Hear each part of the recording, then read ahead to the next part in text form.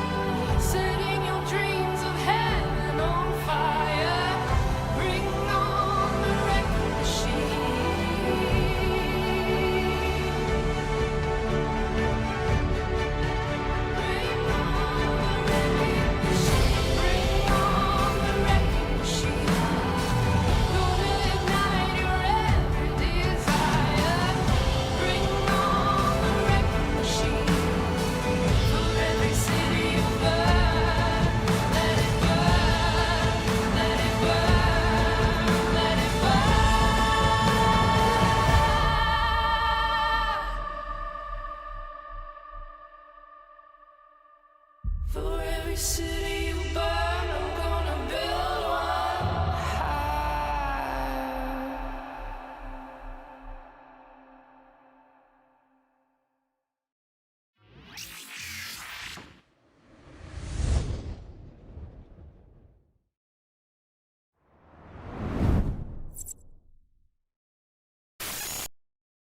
Greetings, fellow Empyreans. I am Ashtarothi, the voice of New Eden, and it is December 14th, YC125, and it is the Eve Universe Show!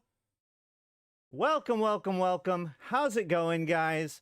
Welcome if you're new. Like the channel. If you are new, woo-wee! You came to a good one. This is going to be an interesting one. You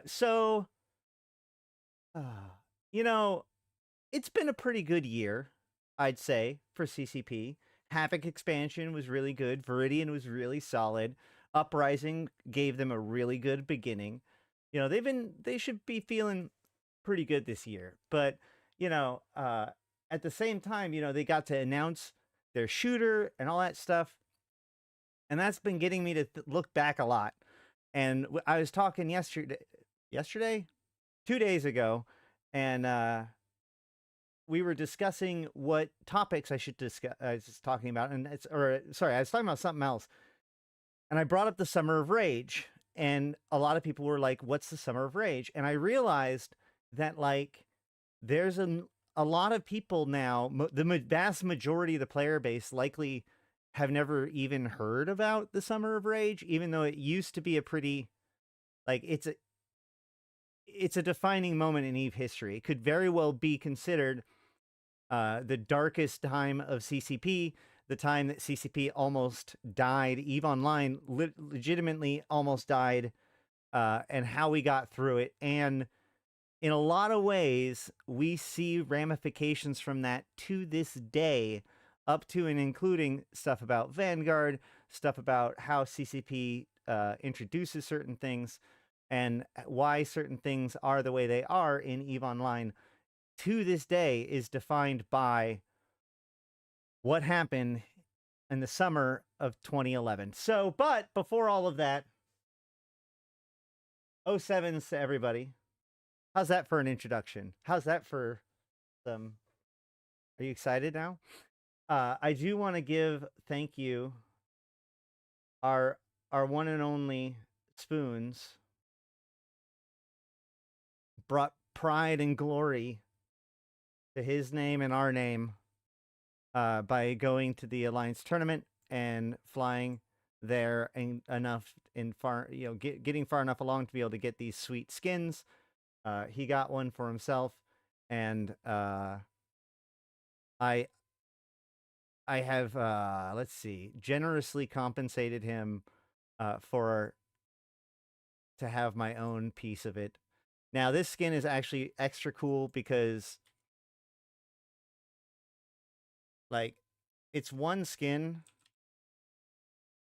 So by the way, anytime you see a victory skin, this is true about any of the victory skins, more or less.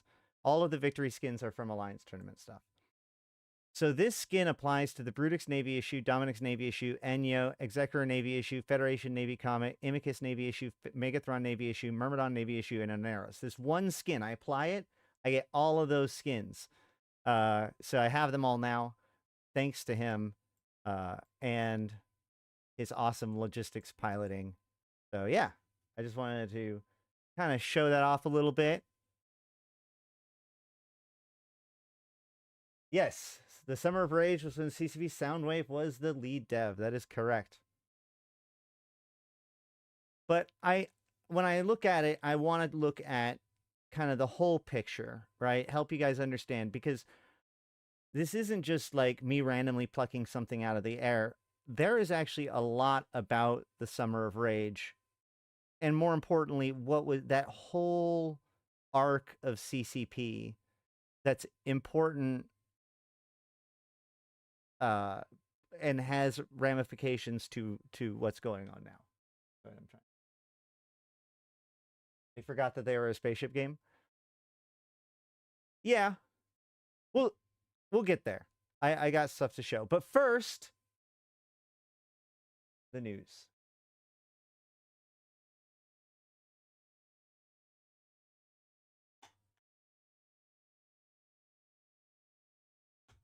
Today, I forgot yesterday to buy more of my frou-frou like coffee creamer. So now I get to drink from my convocation mug, black coffee, which I think is fitting, talking about the darkest time of EVE Online. Right. How's it going?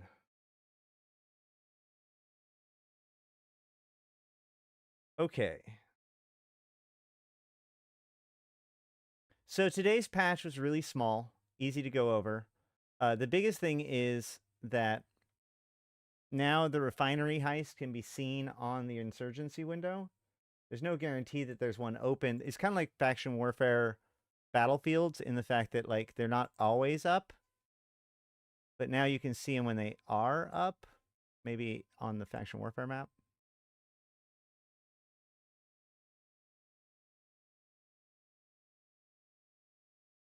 Probably not one over here. Where's the anchor? Oh. Not one over there. Oh, well. It's on the insurgency map. Okay. Still nothing. Right?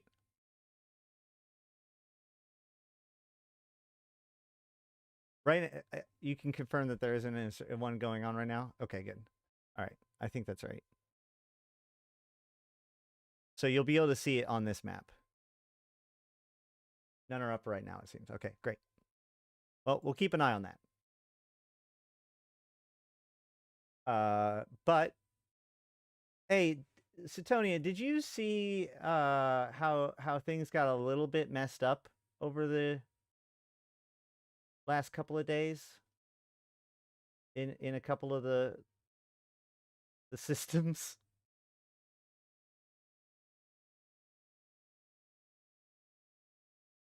I guess I'll just ask it that way.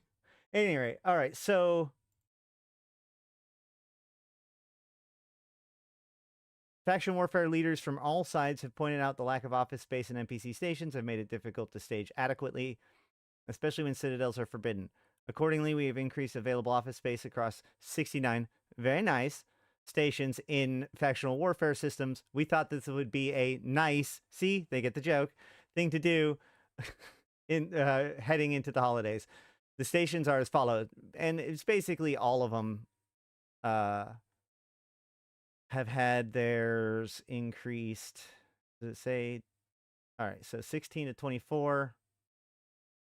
I mean, that's not exactly that's 8 more? Yeah. So 50% more. Haha. 24 to 32. Oh, it's just 8 more. Okay, great. So it looks like 8 more offices added to each of the places.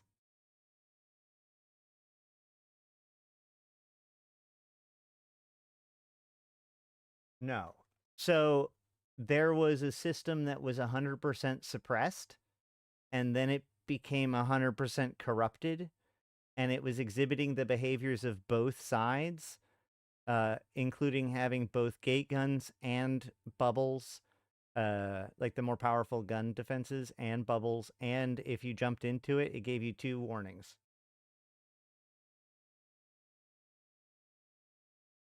All right. Added a new in-game highlighting the ice refinery heist, sure. And if we look on Hobo Leaks, we see that the only real thing that was changed is they added some strings to for the heist stuff. Oh, you fixed that already? Okay, good. Okay, cool. No, once one side gets to 5 in any given system, it's supposed to lock in, and the other side is no longer allowed to make any progress. Oh yeah. Oh yeah. If it's suppressed, it can no longer be corrupted. But if it's corrupted, it should be able to still be suppressed. Is that right?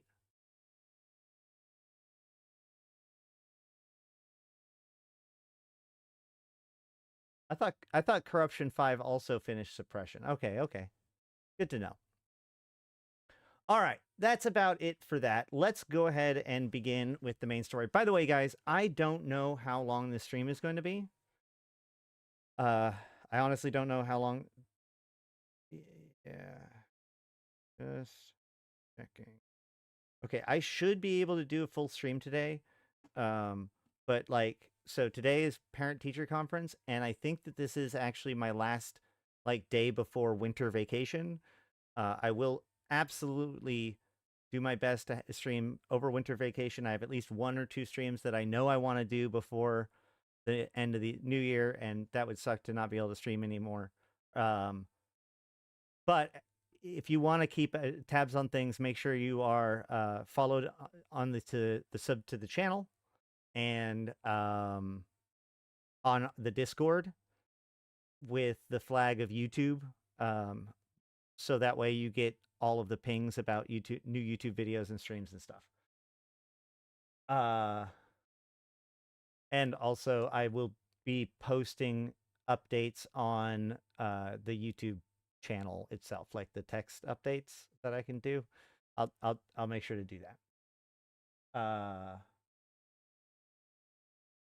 How's it going, lazy one?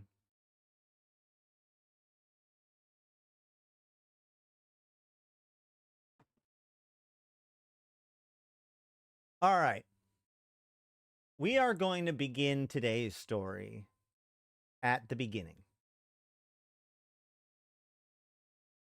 It is 2007. Torfi, the head of their branding, basically, if that makes sense, the EVE Online entire universe as an idea, comes out and gives this presentation.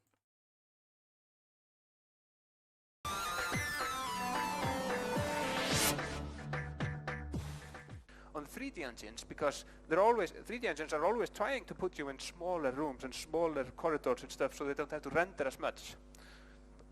Now, also with the designs, it's important for us to start rough, then we can make more designs. These are some illustrations from a Gallente station that Burkur has done. And again, you see, he's just playing around with the color and the form. He's not saying exactly where a particular beam is. This is an Amari nightclub. And then we actually found out that it was hard to take the concept art from the artist and make it into a model, because some more concept art. And you can see down there. Again, this is stuff from Burkur, Mirmatar. Where is it? Come on. And then, but when it comes to actually building the places, because these are more inspirational pieces, when it actually comes to building the rooms, we have to start like this. And we've found out that it was best for artists, for concept artists, to work with architects, because the real world architects that we got, they weren't familiar enough with games, and the iteration is key, and that's how we do it. We go through the cycle again and again. So our artists design something like this, then our architects take it into some 3D modeling package and try to pre-visualize it and try it on for size, put some light in it, and these are really rough. This is what we call just blocked out environments. And also what we do then next is we take it into our game client, and we have our avatars walk around in it and see how it works with the camera and how it works with navigation. Are the corridors too narrow? Are they too wide? Does it take me 15 minutes to cross the room? I mean, it's all very, very basic stuff. But you know, for 2007, this is kind of hot stuff. And the idea is that this is what they're working on for EVE Online. This is the next big thing, right? And this is even before they start really focusing on this. This is their earliest concepts of this idea that they call ambulation, right? You got avatars and all sorts of stuff like that. A little bit later, they show off other previews. This is from 2009. This was where we really start to get started.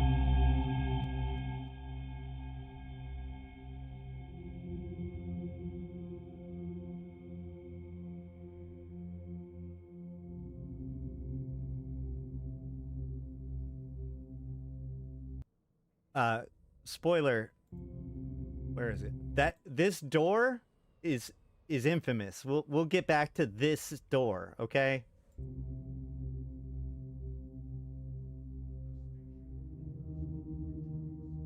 Also, if you look, it's you know, oh shoot, it's not the best graphics. Hold on.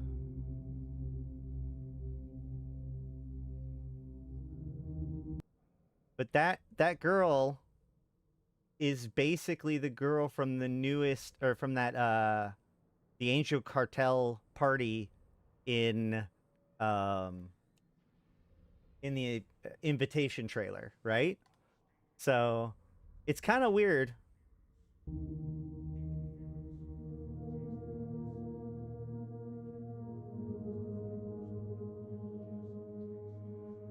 So this is their idea of what, this is what they start teasing to people in 2009.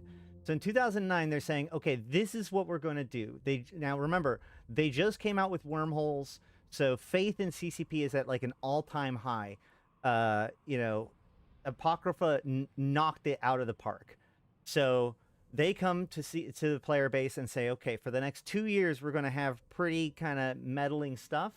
Because after that, we're going to be able to come out with ambulation. You're going to be able to get out of your ship and walk around and go to your own nightclubs and all this kind of stuff. And they start really selling this idea, okay?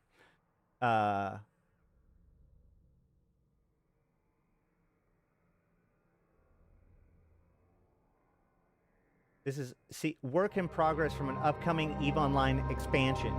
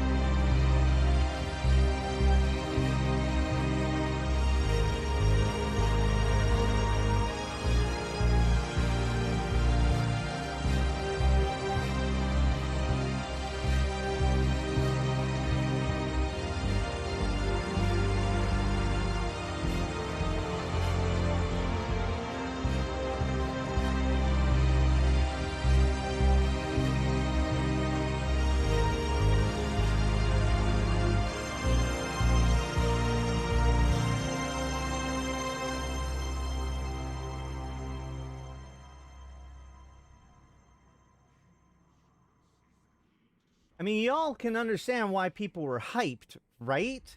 Like, can you imagine? So this video is put up 10 years ago or 12 years ago, but it says old. I don't know when exactly they created this trailer at the very beginning, but like, so this is what players were sold on, right? They said the following scenes are a work in progress from an upcoming EVE Online expansion. The universe is expanding. This is mind-blowing stuff, right? So then, as time gets closer, incursions happens. And with incursions, that's really important because we get the new avatars. It used to be that you had just a static picture that you can modify in different ways. But with the new avatar, you actually made a 3D avatar. And this was like the first step towards Incarna, right? That you would make your body now, and then you'd be able to inhabit your body for the first time ever in the next expansion. That was what we were working towards. So people had built their new body and everything through insert whatever one it was.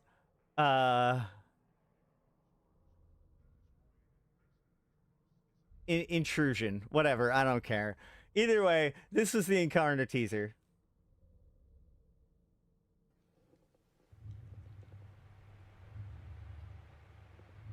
I'm no longer able to launch a volley of missiles with a single thought.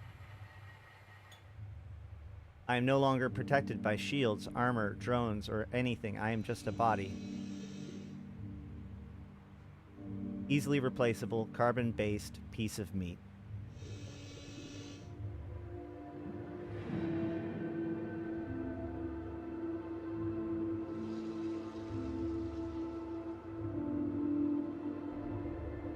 But it's what I have to do to get what I need.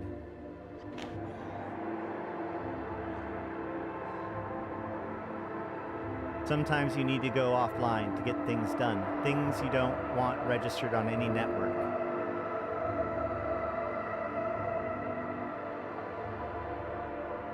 Incarna. Okay. So...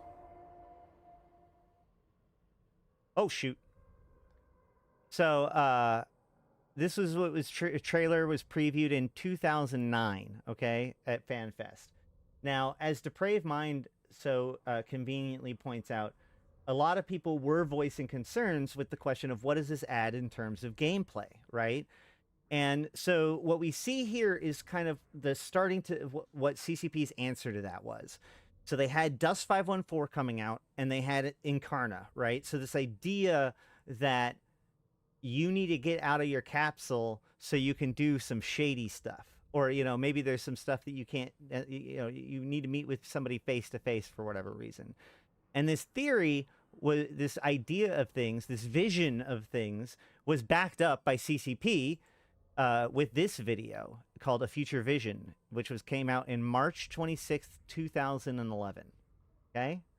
So this is, we're getting very close to Incarna.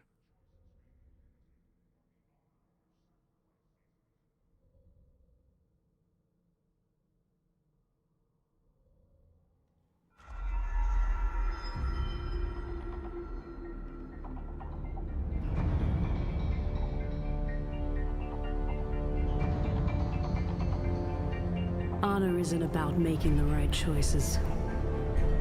It's about dealing with the consequences. There's a fine line between right and wrong. You'd better know which side of it you're on. This is Vanguard 6. We've reached the last checkpoint before the terminus. Can you take the ground station? Not without the close air you promised. You'll have it. Now keep going and do what I'm paying you for. You just send an airstrike and the money. We'll take care of the rest. 6, making cover! Move up! Move!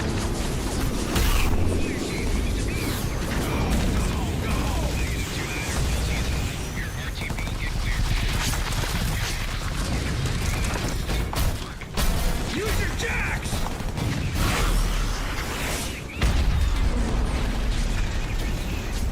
Hey! Come on, get out of there!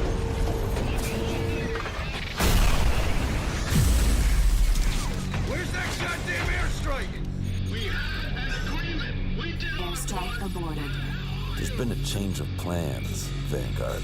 Orbital strike launched. Vanguard. He said Vanguard. At all.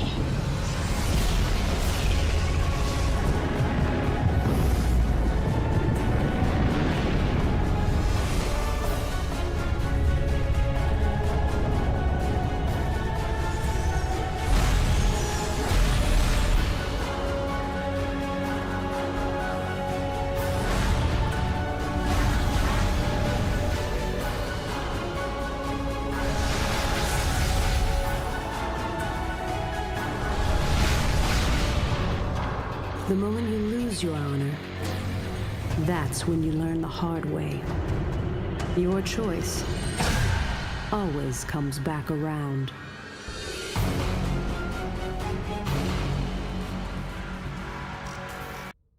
So, yeah, once again, we see this idea of like, this all going to link together. You know, this is where you do stuff that's off the grid, all these kinds of things. And meanwhile, what they've said kind of mechanically is that this idea of ambulation is going to be, at least at first, split into two different features.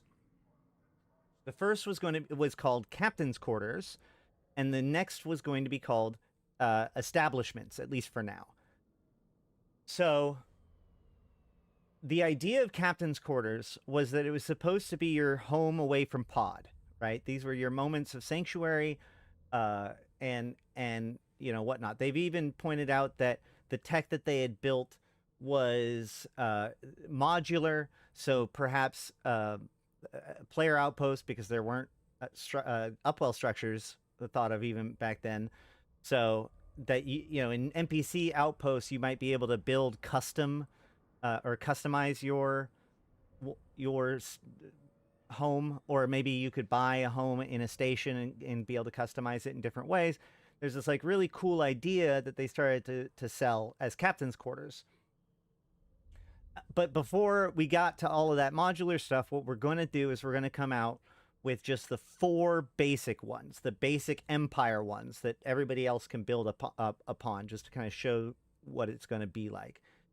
So there's going to be one for each of the 4 major races, right?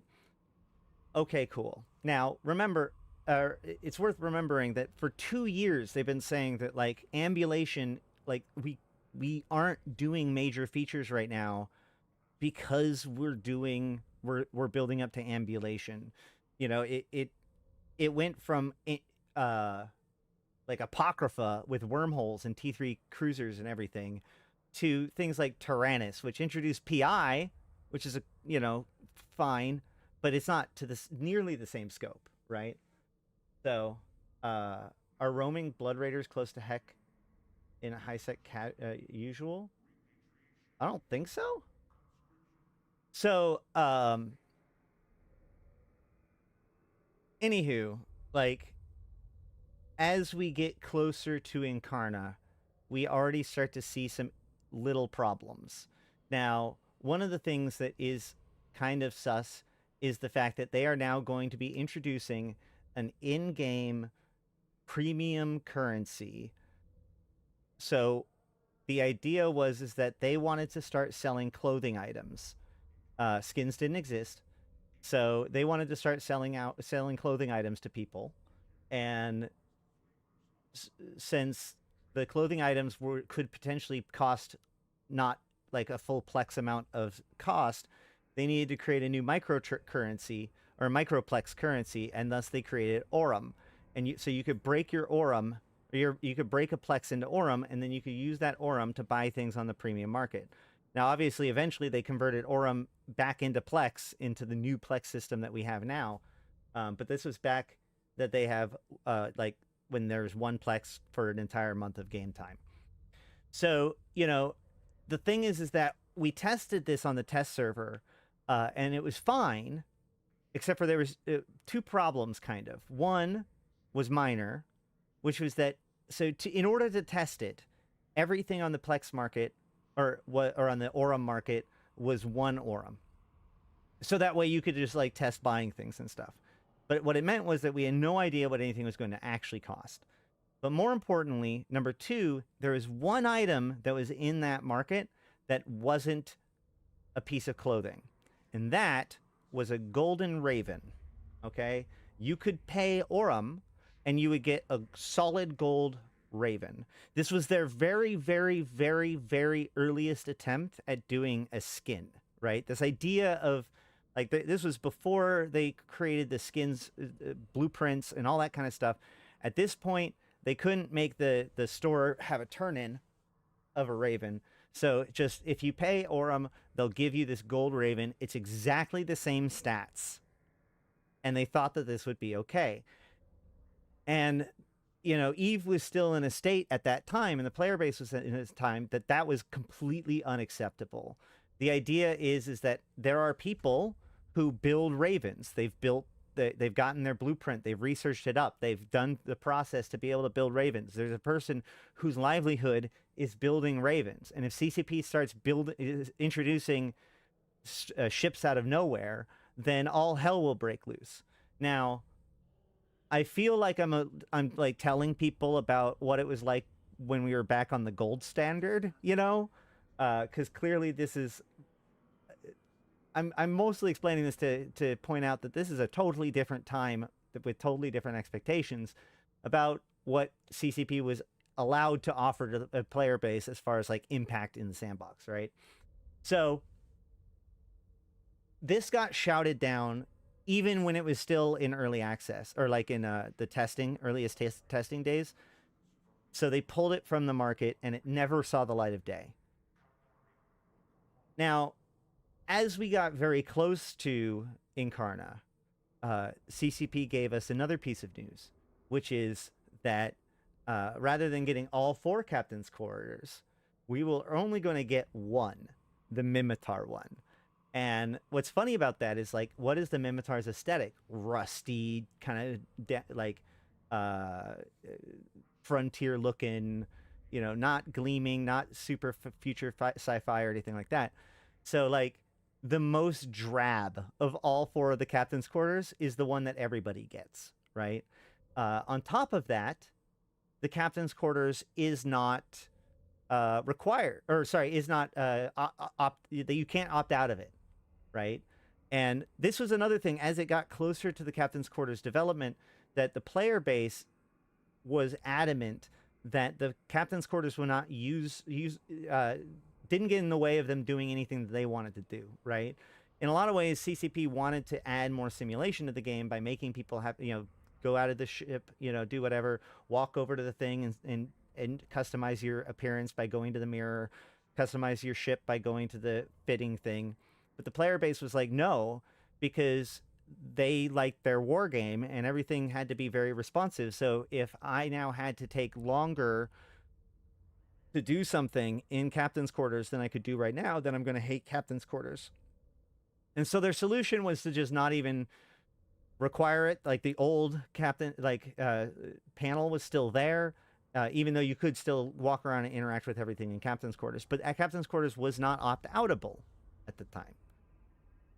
So the other problem is that captain's quarters was still like, this was a big thing for them, but it was like experimental. They were working on a thing called Carbon at the time, which was their, they now have Carbon still now, but it's more about how their back end works than what this was going to be, which was that they wanted to make an engine that was like to rival Unreal. And so the idea was that they're working on it first here with Incarna, and then they're going to work with it through Dust 514, and then with World of Darkness, right?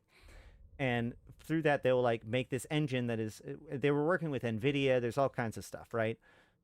So big deal, big hopes, whatever. So their expectation is that like this is the opening of a new era for them. Like I said, they've got deals with other people. They're coming out with their shooter. They're working with NVIDIA to make a new engine.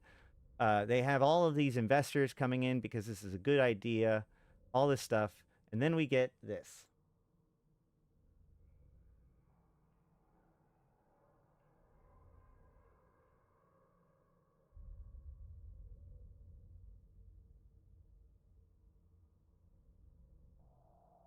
Hi, I'm CCP Zulu, senior producer for EVE Online. Welcome to the first official sneak preview of your Captain's Quarters. Captain's Quarters are the first leg of Incarna, CCP's journey towards 3D character environments for EVE Online. Every new pilot will now start his or her journey inside these Captain's Quarters, whereas up until now, new pilots have started their careers in the depths of space. The station environments we are designing provide a much better platform for easing new players into the game, as well as introducing new content to veteran players in a much more immersive way than before. From the comfort of your quarters, you can take care of all kinds of business. The monitors in front of you display various information, but also allow you to manage your corporation, buy and sell commodities on the market, or interact with your assets on planetary surfaces. The small monitor on the table provides a direct communications link to your agent, waiting to tempt you with all kinds of shady deals. The ship hologram on the right displays your current active ship and allows you to change the fittings on it. If you can stand to look at yourself in the mirror after all the people you've blown up, you have that option. The mirror will also allow you to change outfits and accessorize. Note, however, that the station panel and the Neocom are still present. That's because we want you, as a technically superior being of the future, to have as much access to the services as possible from anywhere. With 3D character environments a reality, you will start to see items and goods that up until now have only existed as trade commodities in your cargo hold, like these tasty and nutritious protein delicacies. So garbage shows up in your Captain's Quarters. Through that door, you'll be able to venture out into the public areas of the station once we finish the next leg of Incarna later this year. Okay. Let's mark those words again. See this door? See this door? Public areas of the station once we finish the next leg of Incarna later this year. Next leg of Incarna. We can't wait to show you what we have in store, year. but for now, the public areas are closed for construction. As we walk through the yet unfinished corridor, which leads to our hangar balcony, your enormous battleship starts to dominate the field of view. Your ship looks particularly intimidating as it sits in the hangar waiting for you to come out and play. If only your arms were long enough to reach out and stroke it. We will release the finished and polished version of Captain's Quarters this summer, and we hope you are as excited about them as we are. Until then, this is Captain Zulu signing off. All right. So that's what we were heading into, okay? That's our expectations. That's the world we were in. And like I said, the release itself was a complete disaster. This is the PC Gamer article, EVE Online, Empires of EVE, how greedy microtransactions sparked EVE Online's disastrous summer of rage. Okay? This is by Andrew Groen, who's the same guy who made Empires of EVE Volume 2, and, well, both Empires of EVE. He's a fantastic author and EVE historian. But I want to add my own details to what's going on here. So he says... in 2011, EVE Online was reaching the peak of a quiet ascension. The number of players subscribed and involved in the community has grown steadily since 2003, but that pace had quickened dramatically in 2005 and kept up at a brisk growth through to 2010, when the persistent rise finally began to reach a high plateau. EVE Online had made global news as the population grew past that of Iceland, its mother nation. The main metric of community users to gauge the health of the game is called average concurrent users, which is the average of how many accounts are logged into EVE Online at any given time throughout a month. In January of 2011, EVE reached its higher ever ACU, roughly 60,000 people online in New Eden at any given time, and the company was in the midst of celebration of its vision for EVE. So again, this is the world that we're in, okay? Like right now, EVE Online's doing pretty good right now, but that's twice as many people as what's logged in right now. Just so we know. The main player hub in EVE for that massive concentration of players was the trading hub Jita, or more specifically the Caldari Navy Assembly Plant, orbiting the fourth move of Jita's fourth planet. Jita's most famous system, blah, blah, blah. Okay, so this is the Jita monument prior to the summer of 2011. Don't know why they decided to show this here. I'm sure it'll never come up again. So all he's saying is that here is that like CCP has had some scandals before, like T20 scandal, but you know, they're kind of rolling past that. CCP had up until this point kind of gotten by as being this like the icy tower, you know, Like, they've been told up until this point that they couldn't do what they're doing nonstop. So they've gotten kind of used to just ignoring everybody telling them that it's a bad idea. So, where was it?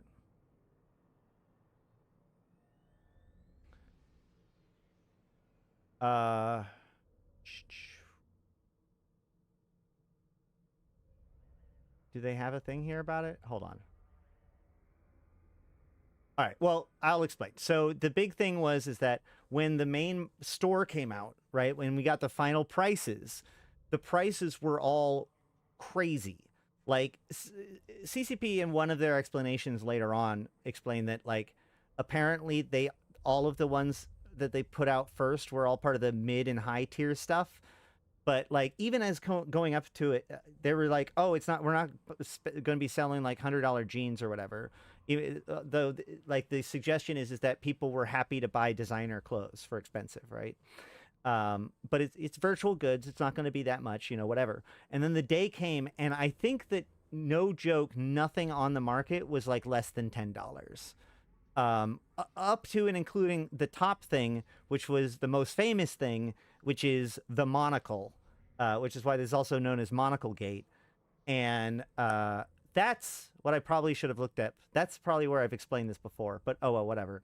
Either way, Monocle Gate, like the monocle itself cost $60, $60 to $70, depending on how you calculated it, USD. If you converted that into Plex and then converted that into Aurum and then bought the monocle, okay? So, yeah, here we go. Here's the monocle, right? I thought it was one Aurum.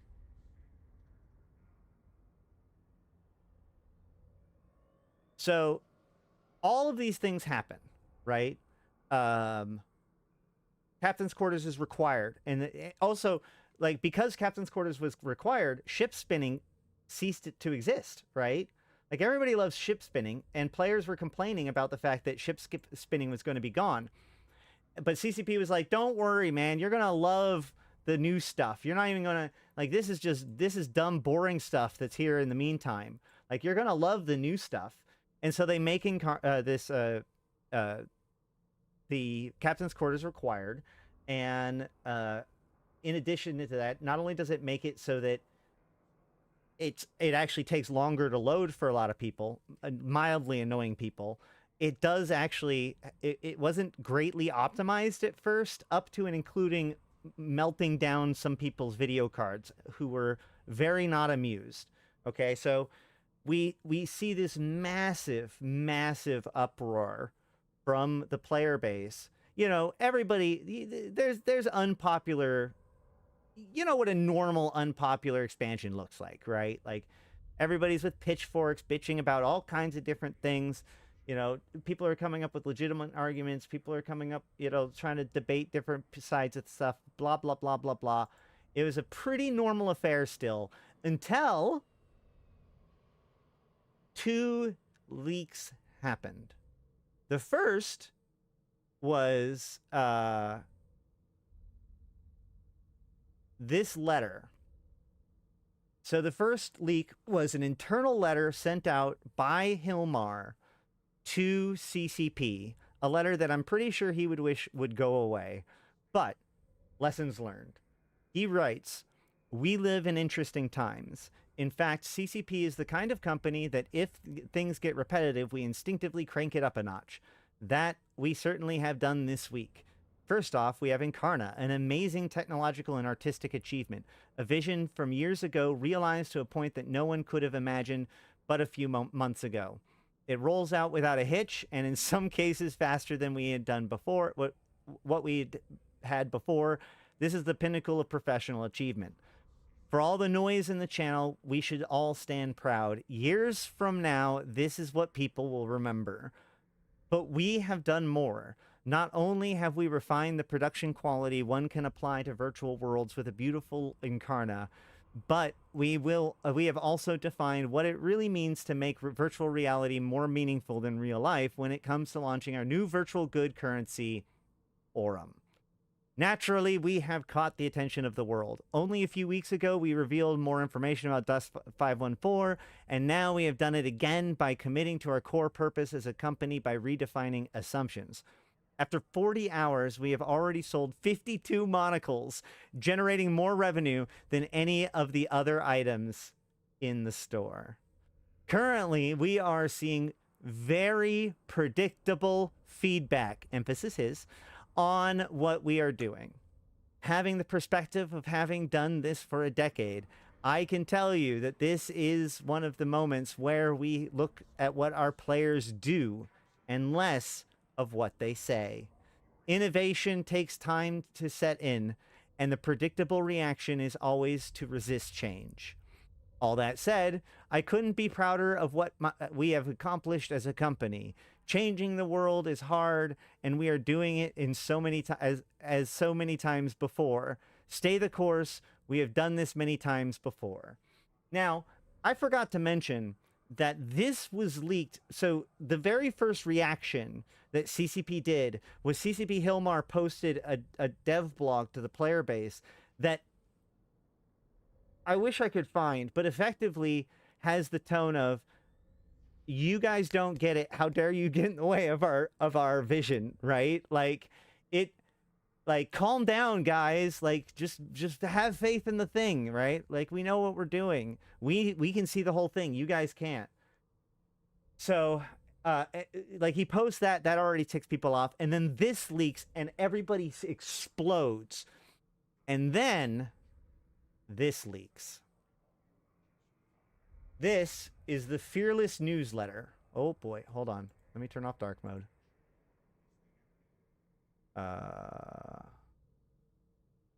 This is the Fearless newsletter. The Fearless newsletter is CCP's internal newsletter. Okay, so this is not for public consumption. This is just the thing that they have internal to their company, designed to spur discussion and information and all that kind of stuff. Okay. So, in this, I'm going to say that this looks bad, but a lot of it is explained. Now, in it, there is an argument. So, they do discuss effectively how they can work in this entire thing is about microtransactions, okay? And, you know, in Dust, they talk about how they can basically build in microtransactions from the very beginning, and same with the fashion-oriented World of Darkness, virtual goods store, etc., right? So in this, they got two different people to write their contrasting opinions about whether or not CCP should sell more than just cosmetic items, right? And this was, you know, a good question to have. And honestly, like, the whole point is that they wanted to have both sides of the discussion. So they had two different people write the two different the two different arguments. The problem is that the person who wrote the we should sell stuff side was, hold on. Yeah. This guy, okay, who is CCP Soundwave. CCP Soundwave was the leading, driving force in CCP game design development. Vast majority of his free, blah, blah, blah, blah. Like, this guy was the guy, right, that, like, decided about the future of EVE Online, its balance, and all this stuff. Like, he was hired from the community originally, but, like, at this point, this was CCP Soundwave's, like, game in a lot of ways, okay? So, versus John Tuberfield, which was, you know, he's awesome. He's a great dude. He's a renowned master of spreadsheets and works his Excel wizardry and research and statistics department. You know, good dude, good argument, but, like, you can tell that when we saw this out of context of anything else, that the immediate idea is, like, clearly the powers that be, the upper executives of EVE Online, want to push microtransactions, and they got some, you know, low-level dude to post the rebuttal, right? So with that in mind, let me read you the argument for. I would like virtual goods sales in EVE. In fact, I'd sell a lot more than vanity items. Does that mean I'm an evil capitalist that, unless stopped, will cause the entire company to catch fire and be burned at sea by a secret team in Navy SEALs? Let's hope not. Although that's the impression I get sometimes when interacting with our customers. There is pretty overwhelming perception amongst EVE players that these changes are bad. I think they're brilliant, but our players don't. We're going to face an uphill struggle, and the reason many of us never talk about this publicly is that we'd be burned at the stake by the players. I don't really understand the logic behind it, but that's probably because I've been using virtual goods sales for a long time now and actually prefer them over subscriptions. Why? Because it lets me manage my spending, and I'll sometimes prefer to buy a better experience than when engaging in my hobby. Does this mean that they're universally good and should slap a price tag on everything? Probably not. And like any other change we make to our game, they need to be well thought out and well executed. But most important of all, they need to provide value to our customers. I'll give you an example of something I think provides value to our customers, which I'd like to sell. Right now, you can store 50 personal fittings on our servers. That's more than enough for the average EVE player, but for a subset of our users, it's too small a number. Why not be able to add more storage space for a small amount of money? You'd even be able to upgrade it multiple times if you needed and permanently add this benefit to your character, making it even more valuable. And you know what? If you don't like paying for this, you can always buy a Plex off the market and never have to get your credit card out. I think that's a pretty goddamn cool. And I'm not entirely sure why that makes me Hitler to some of EVE players. Now, this shouldn't be a one-way street. I think we should be giving people giving money away too, giving people small amounts of microcurrency for being loyal subscribers, or even as a reward for high-level gameplay, like taking sovereignty should be just as a legitimate part of the business model as charging players. Oh, hey, thank you, R. Jurins. 07 to you, thank you for becoming a supporter.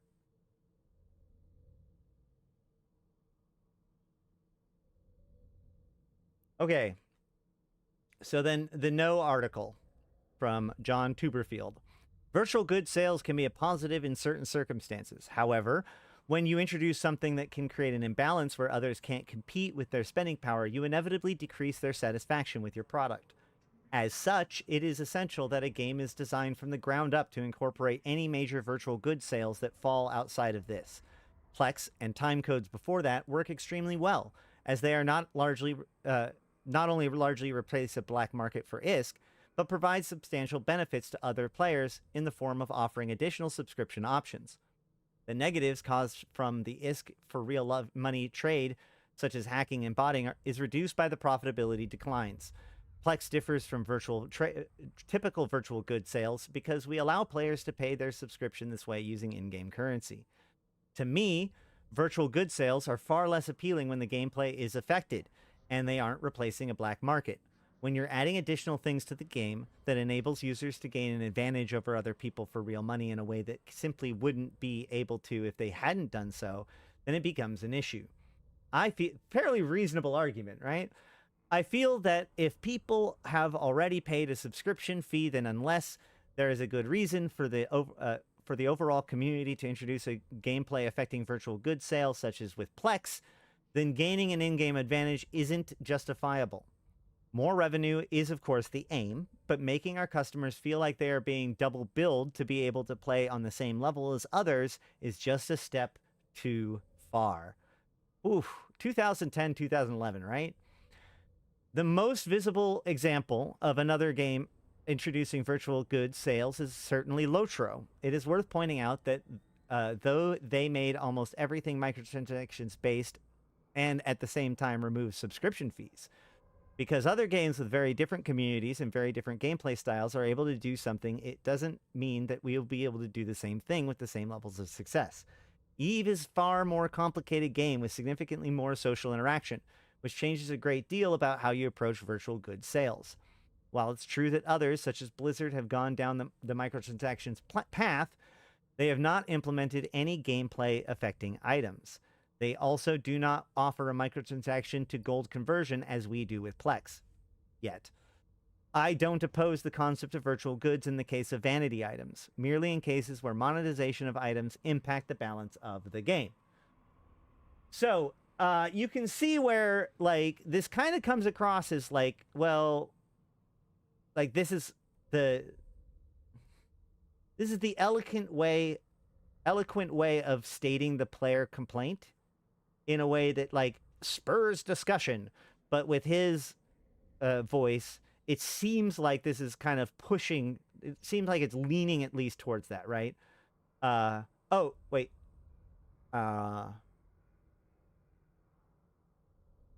Where is... Yeah. In short, it's a game, it's the same in Incarna as in everywhere. We give players the means to buy stuff in addition to their base subscription, offering them things like new nano paints that allow one to customize ships when docked, new article of virtual clothing, tattoos, and other artist avatar customizations, token for customizing captain's quarters, and so on. Not all virtual purchases will focus on customization. Some will be simply be new items, ammunition, ships that can be purchased outright. The devil, as always, is in the details. First, we don't want to glut the virtual market with too many offers right out the gate. Instead, we want to provide a steady stream of digestible goods and services over a long period of time, allowing customers to sample and purchase as they get used to the new model. They want to cater to long-term customers who will gradually acquire a taste for our wares. Secondly, we must sell our units of virtual currency, the R, at appropriate rates. No pair of pants, consumable, no matter how cool, should cost the same as a new Maserati. Similarly, it should be silly to buy sunglasses for my avatar and pay the same price that I would for a faction battleship. So we might sell things, tiny things, or batches of consumable goods for just a few microplex, but we would have the option to sell premium content and services at a much higher point. Consumable goods such as raise a unique problem. In today, once a player buys a blueprint original or a new skill, the asset or benefit cannot really be taken away. The asset neither depreciates in value nor degrades. Destroyed ships and modules must be replaced, though, and we want to ensure that the market for most virtual purchases is similarly renewable. And in cases where a virtual item or service is perpetual or unchanging, such as with avatar recustomization, for example, we will most likely levy a small broker's fee or tax on the sale. One other services we are looking at is selling faction standings. We want to offer a convenience for a price. As an example, your friend might give you free tickets to see her band play simply because the two of you are friends.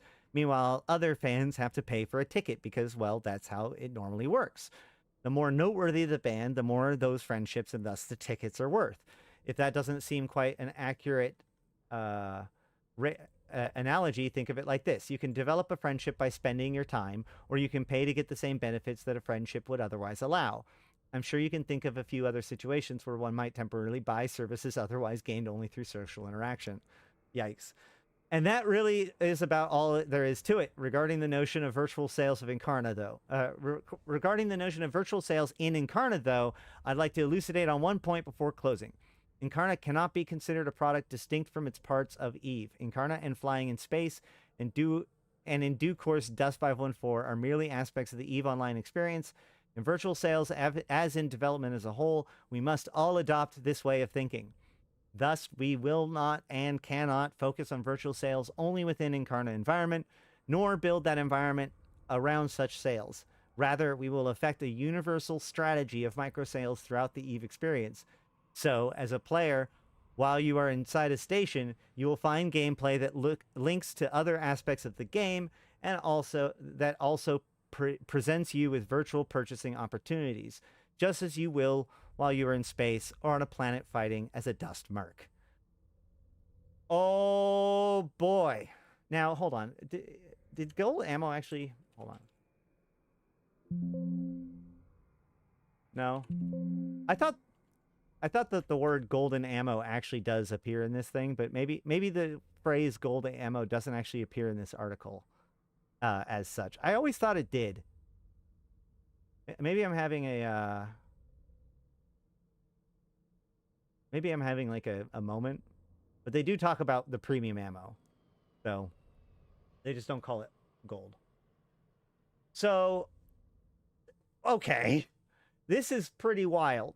This is, and again, this being leaked to the player base with no context really seems like not only is there a problem, but everything that CCP is saying to us is a lie right now, right? They're telling the player, they're telling, Hilmar's telling his company, don't worry guys, hunker down, the rage will go away. This is saying that like they internally, like in spite of what they've said publicly about not selling power or anything like that, their internal newsletters definitely point towards them working in that direction. The world loses its fucking mind, okay? So combine that with another interesting quirk about EVE Online, which is that we all live on a single shard. If this was to happen in almost any other popular MMO,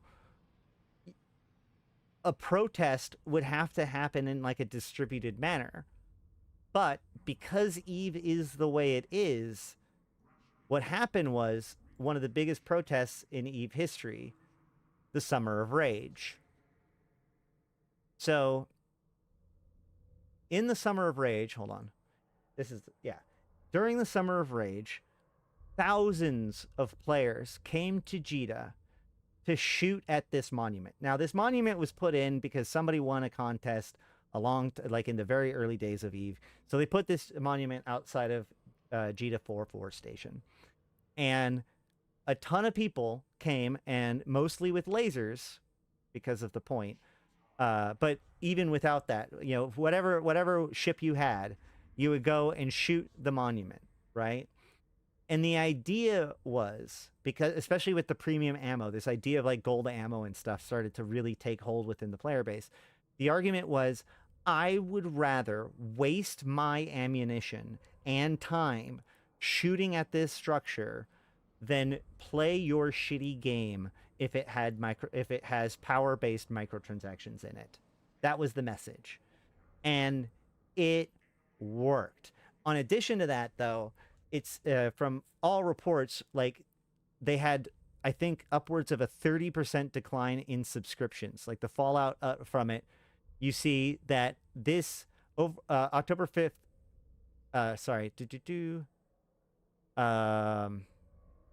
instead the community realized, so CCP Games announced a 20% staff cutoff because of all of this.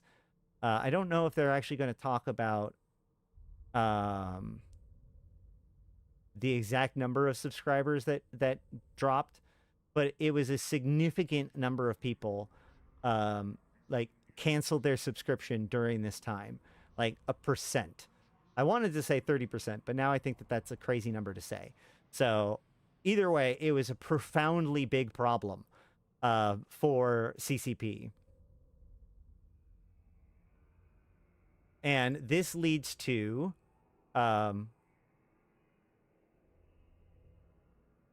what I think is the funniest videos in EVE history, which is like, so basically CCP responds to this by calling an emergency summit, right? During this time, the CSM really was able to step up because the Mittani was the head of the CSM at the time. He was the chairman. So he comes forward and him and the rest of the CSM kind of take on the causes of the people. You know, that ship spinning was gone, that Incarna was required, that, you know, it was, and then on top of that, and overall ignoring, they need to refocus on flying in space and away from walking in stations, and they had to like not do those microtransactions, you know, like get away from those microtransactions. Okay, those were the demands, basically. And CCP responds by having an emergency summit, flying the CSM up to Iceland from all over the world in order to have an emergency summit to come to accord, which leads to this video, which I think it pretty much looks like a head of state meeting. I love the framing of this video with them sitting You know, like you could see like the president of the United States and like some other like foreign dignitary here, and they're like taking pictures. Either way, we're here called for an emergency meeting of the CSM to try to come to an agreement with CCP and discuss some of the issues of the controversies, scandal, I guess you'd say, of 8%. the Incarna deployment, the 8% of virtual all goods subs. store, and the various leaks that have been coming from within the company that have inflamed the player base and sort of, put us into crisis mode. I mean, from our perspective, this is about reaching out to our people, the community, to sort of help us get an understanding and perspective on their view what's happened over the past couple of weeks. I mean, for us certainly this has been hectic couple of weeks, and for us as well. Yeah. I mean, and this has been uncharted territory for us. Yeah. I mean, as we've been discussing over the past couple of right, days, absolutely. for us this is very much uncharted territory. So for us, it's been invaluable, really, to have the CSM on site to be able to get this face-to-face connection and really to be able to talk about these issues instead of just this one-way communication path that we have, which is forums and dev back blogs and forth. Yeah. And I think that is really crucial, because I think that if we hadn't been sent here, I mean, it's been no party. I mean, it's been this has been work. It has been a gritty, and you can probably see, I guess, from just the bags under my eyes. We have been at it for 2 days straight, having, I'd say, some much more contentious conversations. The resolution at the end of it has been good as far as I'm concerned, and as far as the CSM here is concerned, but it has been contentious at times, much more so than the May Summit, where everyone sort of held hands and sang Kumbaya, and we were all happy. It's easy to be friends when everything's going swell. Yeah, exactly. Right? Yeah, so, there's no real... I guess the true testament of trust and friendship comes when things aren't going so well, which they are now. So we should talk a little bit about the joint statements and how that came about. Again, I was talking earlier about how we don't want people to feel like the CSM had been co-opted by CCP. The statements are very different in style and tone because they were written by different groups of people separately. Yeah. The CCP left the CSM room, and for a couple of hours we hashed out what I think is a very concise statement that reflects the player base's reactions and fears, and we'll hopefully get into that. Now, it's very important, I think, for people to read that, because the takeaway for our efforts of the last 2 days from a CSM side has really been poured into the exact verbiage of that document. And really, you can't describe what has just gone on here in a paragraph or in a soundbite or in an excerpt of those documents. I think it's important that people realize they have to read through the entire thing to get a proper sense of context and a proper sense of perspective on what we're actually talking about. And we were a little mean in our.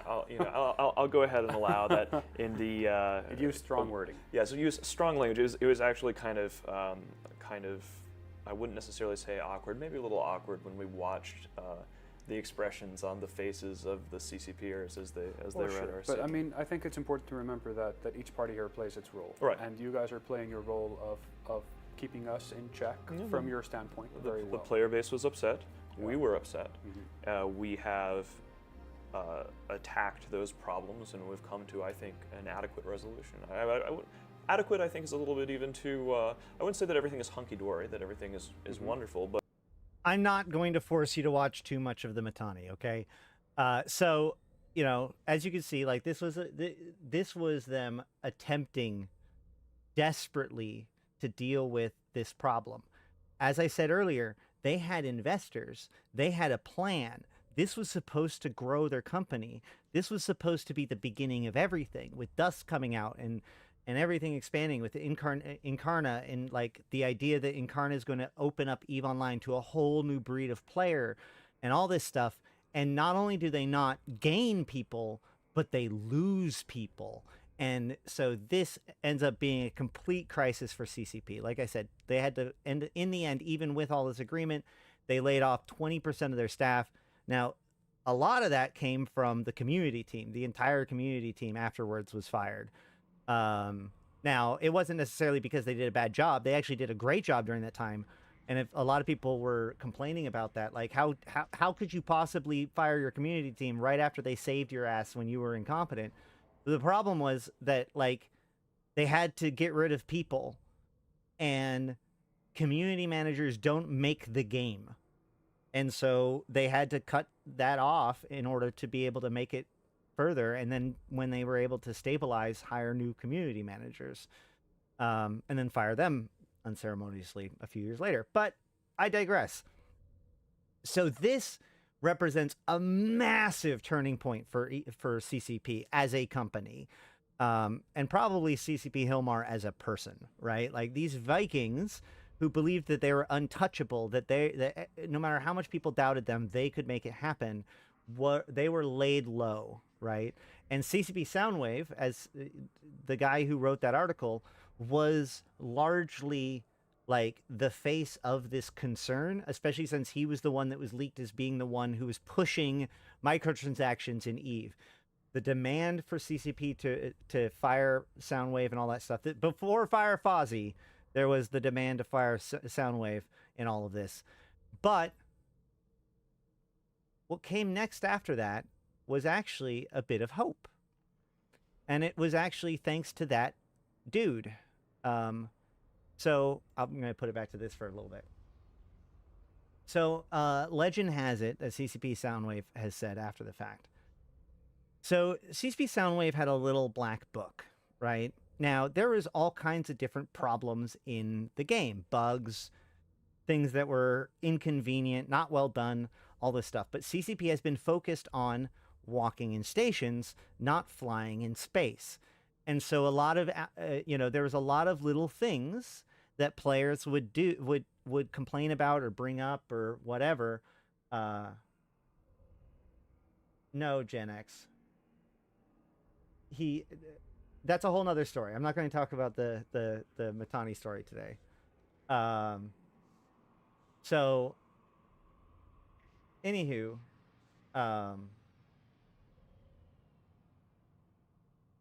what is it? They took a... All right, either way.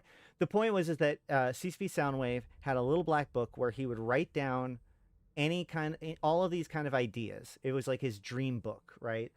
Hey, V-Rod Cruiser, thank you for that gifted sub. Congratulations to someone. Let's see who it is. Andrew Perry, congratulations, and thank you, V-Rod. Either way, so he had this little black book of ideas, right? And when Incarna burned, like, CCP was completely a ship without a rudder. Right? Like, even after they pulled it back from the Brie, even when they got the game, the company to not completely fold because of this, the question is, what do they do now? Right? Like, this was it. This was their dream. They had a 5 to 10 year plan, right? Everything was going towards the carbon. This was the first step in the road that leads to everything. They had exploration ambulation stuff. They had some ideas about, the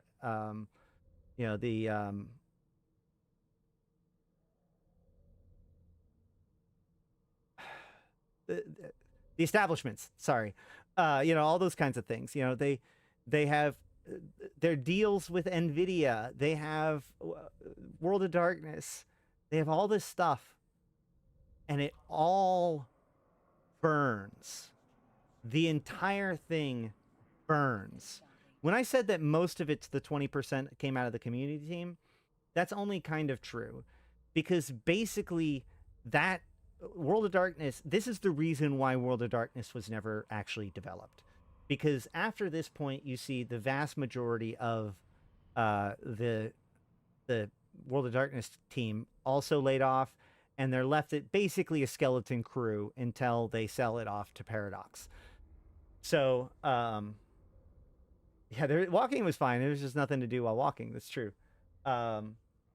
So the legend has it that CCP Soundwave walks up to the desk, throws his black book on the table, and says, "That's our next expansion." And so what they did was they just took all of these ideas, all of the things, because the idea was is that like CCP knew better than us what would make Eve good. We didn't trust them, and they were wrong about that. The player base won the fight, right? CCP was laid low. And so the idea was, we will finally give you what you want. We're going to commit to flying in space development, and we will, and as a gesture of that, we will go through the backlog of things that we know that you guys want. We are going to make fan service the expansion. And from that, we get Crucible.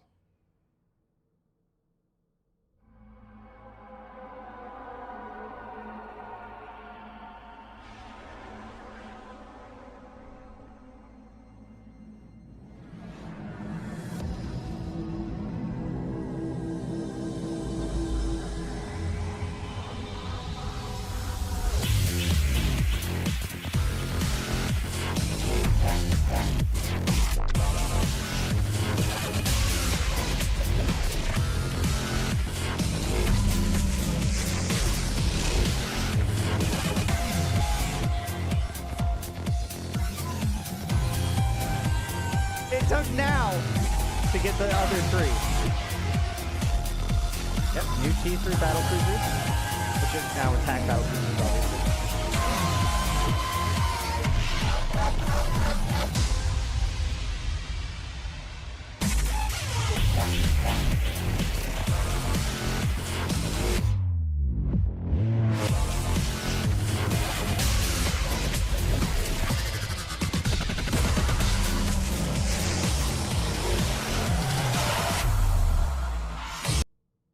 We had session change timer lowered from 20 seconds to 10. Increase in the number of dead space anomalies. Increase in payout of dead space anomalies. Exploration dungeons will now automatically despawn within a few minutes of being completed. Minimize function added to pop-up messages in dungeons. Bidding screen now shows damage output of the current ship, including drones. CPU and power grid in the fitting window will now show the remaining value and not the total used. Introduction of brand new launcher that will include deals, news, updates, and dev blogs. Introduction of an easier to read font that scales with the UI. Jump bridges no longer require you to have entered a password if the tower is not configured to shoot you. Setup and takedown times for bosses have been lowered significantly. It used to take like 30 minutes, I think, or more, and now it's like 5. Fuel is now injected into star bases using fuel blocks. This was the introduction of fuel blocks instead of several different types of fuel. Introduction of third-tier battle cruisers, Naga, Oracle, Talos, and Tornado. Introduction of new skins for all Caldari and Gallente subcapital ships. This is now, but this is like skin BPCs, I think. Maybe this is full. Yeah, I think that's that. Introduction of dynamic backgrounds that change size and move as you approach stellar objects. Enhanced shadows with a more crisp and accurate. Rebalancing of hybrid weapons to make them more useful. Automatic crash reporting. More in-depth kill mails, which now list implants. Player-owned customs office with modules. More advanced patching and content release methods, capital ship balancing to make fleet battles fair, new T2 modules, new E-War drones, manufacturing of T2 rigs, introduction of time dilation, captain's quarters for all 4 factions. So, like, yeah, big patch. Just think about not having any of these things and understand why it was such a big deal. Now, Caldari Prime Promo Club says, I'd argue nobody won. And you know what? I kind of agree. I was mostly saying, like, this was the narrative. I was setting the framework for that moment in time. But yeah, like, this is the reason why CCP is gun shy about certain things. This is why development, this moment in time impacted development. It took them over 11 years to get back to where they were trying to be in 2011 without screwing it up, right? Slowly but surely, they felt things out and they built things together and they worked with the community. And from that comes what we have now, which, you know, some people still have their complaints about certain things, and we can discuss all of those. But, you know, we are now finally at a point where the Summer of Rage, like, basically, this is one of the reasons why I was saying, like, I felt in the last year or two that it feels like CCP is trying to return to 2011, but do it right this time. And with the shooter coming up soon, I really felt like this was an important time of EVE existence to examine and look at, because, you know, we may in fact be kind of back to where on pace developmentally we could have been back then, and we could be going into the good timeline now in a world in which Crucible, or, you know, Incarna was a raving success, or at least that whole direction ended up being successful and good, and all, and Dust was well integrated and all that sort of stuff, instead of the kind of the chaos that we ended up getting. And also, like, the tech is a lot more there now, which I think is important. And CCP's learned a lot, and we've learned a lot. But again, like, it did teach the player base that we knew everything, which was another mistake that it took us about another decade to figure out. No, in fact, CCP is not always right, but the player base is also not on the surface always right. So we need to figure out better ways of developing things. So yeah, the irony was that Carbon was replaced by UE5. Well, he's UE4.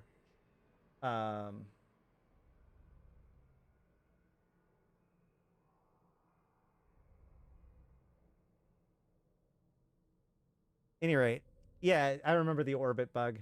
They actually, like, the orbit bug still existed for years because you could actually web somebody, and if they changed their velocity, they would choose a new direction. Any rate, so yeah, but what happened next? Like, did they, from that, we see this, like, really awesome surge into development. You know, we come off of Crucible into Inferno, which coincidentally, Inferno is the last major faction warfare update before this one, before Uprising. And then we get, Incarna, then Crucible, then Inferno, then Retribution.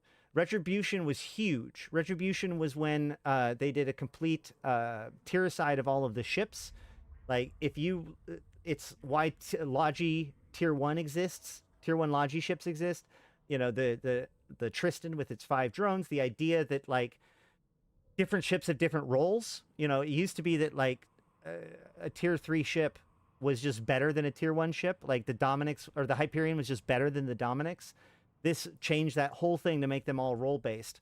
It was a huge change, very big. Odyssey rebuilt how exploration worked in a lot of huge ways. And then Rubicon opened up the Drifters and the plot, and then they transitioned into being, like, less about expansions and more about monthly updates. That's why you see, like, June, July, August, September, and we go all the way until really Invasion. Well, we start getting expansions again back in, like, Into the Abyss. Yeah, that's when we start getting into, well, when did they get back into it? I guess it's 2015? No, Parallax Citadel. No, Citadel. Citadel's the first one. I'm almost positive. Yeah, no, I've moved over here.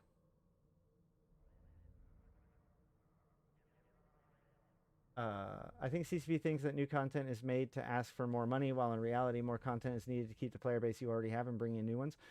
Well, the idea is that, like, this is a sandbox, so rather than just adding in more ships or whatever, they need to add in new gameplay styles, more different ways to encounter the universe, to broaden the kind of people that do enjoy EVE Online and entry points to EVE Online.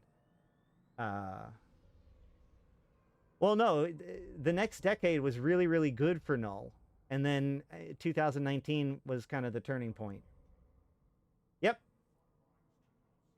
A lot of people say that. So, Retribution. I tried to look up stuff about Retribution, but I couldn't find that. But here is the monument now, by the way.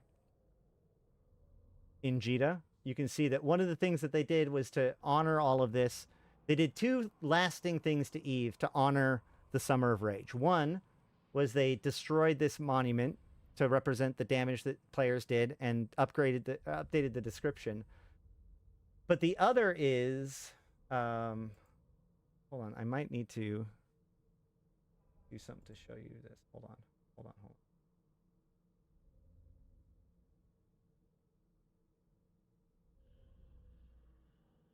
So, if I go here,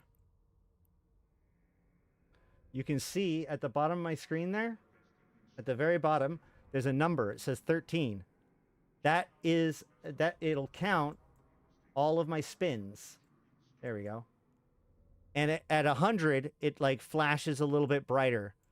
This spin counter exists because the CCP did not take us seriously when players were like, we miss ship spinning, bring back ship spinning. This is a big thing. So one of the things that came out of that whole fiasco was CCP learning to respect players' desire to ship spin. And to represent that, they put this little counter down there.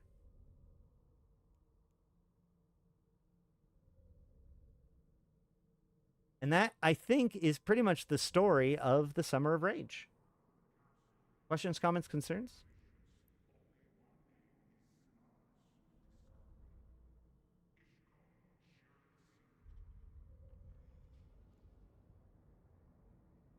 Let's see. Yep, always try to teach new things here. What was the Fire Fozzie about? Okay, so if we go back to... yeah, I'm not going to... Okay, fine, I'll get to 100 spins.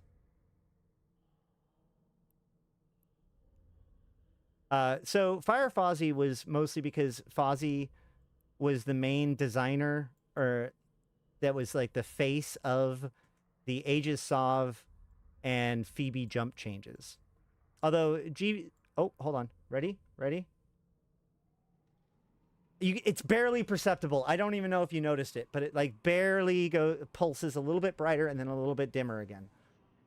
Anyway, so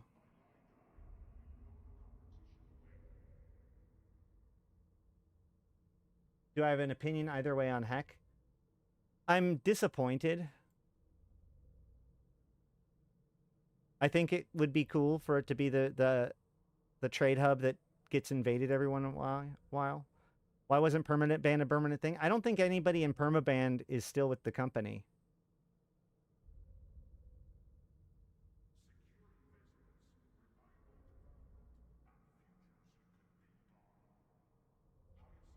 I love the end of year report with all your individual numbers. Last year felt so anticlimactic. I do plan on doing an episode later this month of like a year recap episode, but I don't know when that's going to be.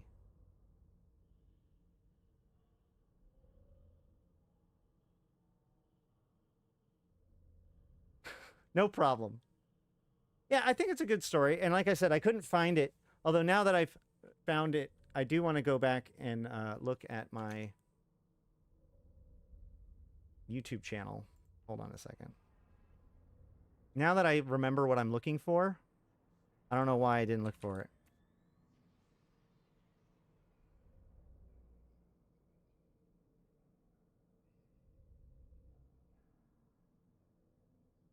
Hold on.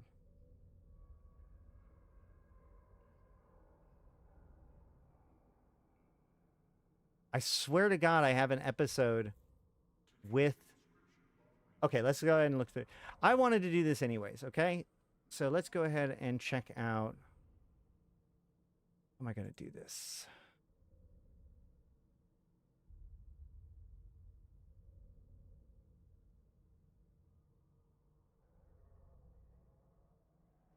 I want to look at some of my videos. Like I said, I don't know how much I'm going to be able to stream coming up. So what I want to do is I have a lot of videos, like there's kind of a joke where if people come to me, yeah. Hey man, that's all it took. Yes, Caldari Prime Pony Club, love your work, especially on the latest few ships. And they totally fixed the mecha ball, by the way.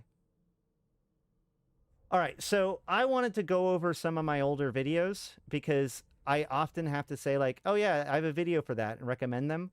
But you know, the problem is that my backlog is huge. So I'm going to kind of I want to go back through some of my backlog and see whether or not anything stands out to me as something I can recommend for people. So consider this a bit of a video of videos, if you will, to help you tide you over during this holiday season when I may not be able to stream. So here's some of my videos that I recommend you go and check out if you haven't already. Let's see. So, you know, first of all, the mining crystal cheat sheet. If you are a miner, please check this out. I made a cheat sheet where you get to, like, it breaks down all the different types of crystals. And I talk about my other cheat sheets and stuff there too. So that's a good one. I have a guide on how to build your own Navy ships.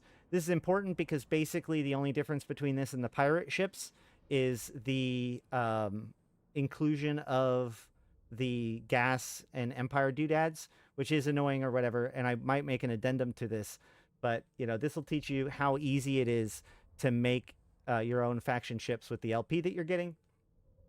Let's see.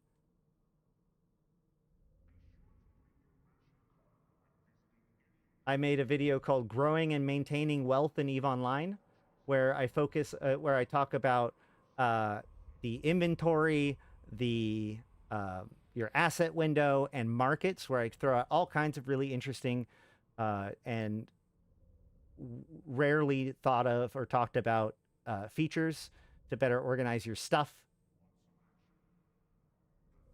We have Decrypting the Overview, where I break down all of the pieces of what the overview or how the overview works.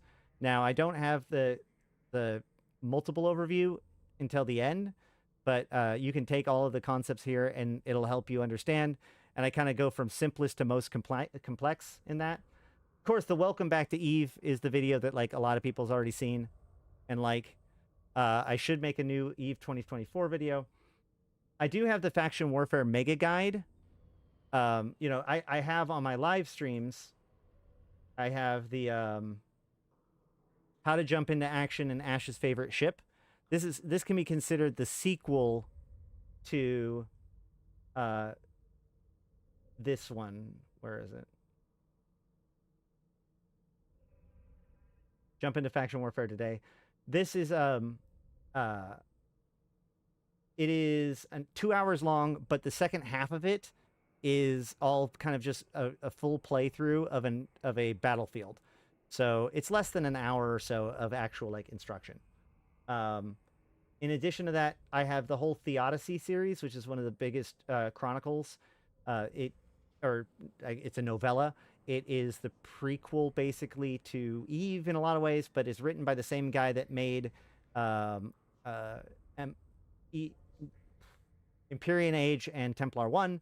So if you're interested in the lore, that's a good one to check out. I also have plenty of other readings that I've done.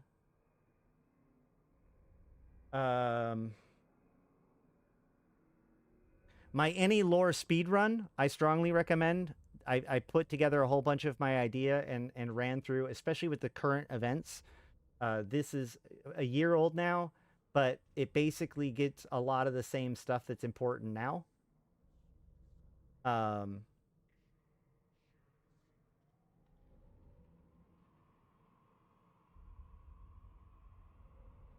Let's see.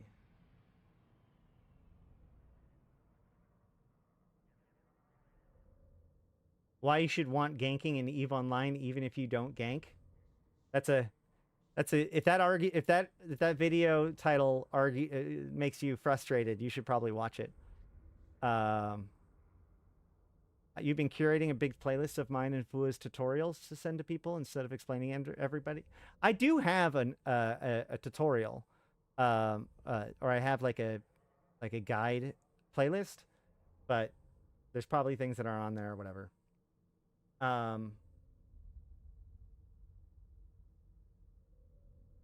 do really like this discussion. We went over Josh Strife Hayes' one of Josh Strife Hayes' videos, vertical versus horizontal design, and I talk about it from a EVE Online perspective.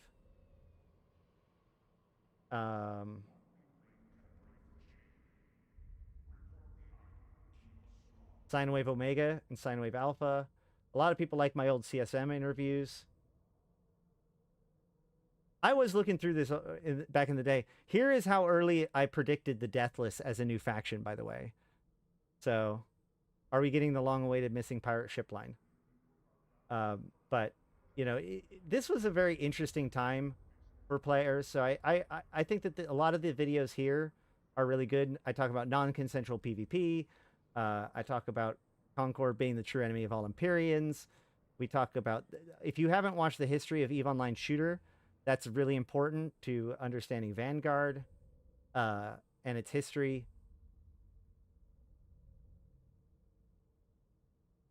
The lead up to Invasion.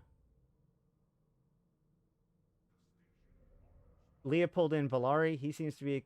I do have some really good lore exposés where I talk about Celes Agard's rise to power, Leopold and Valari, Cassia Valkanir, what is a fluid router, the districts of the Gallente, Rise of the Federation. So I do this series on the Federation, Archive K, a lot of those things that I've talked about in some of the late, more like in my Iceberg.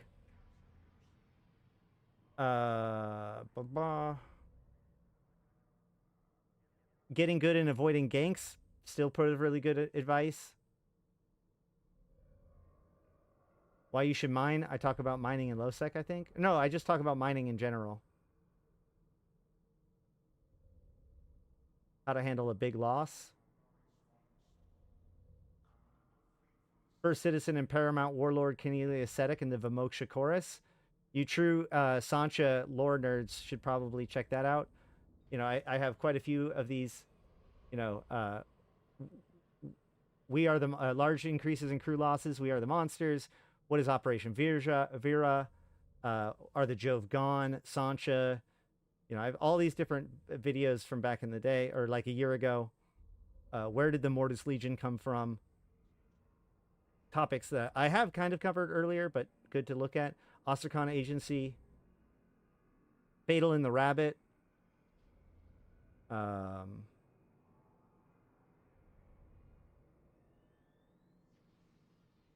My guide on skills and attributes. Gold ammo is better than retrievers. Yeah, that was another interesting time. How long has it been since the Federation election? I don't know why that popped in my head. Man, now I can't remember. It should be coming up soonish.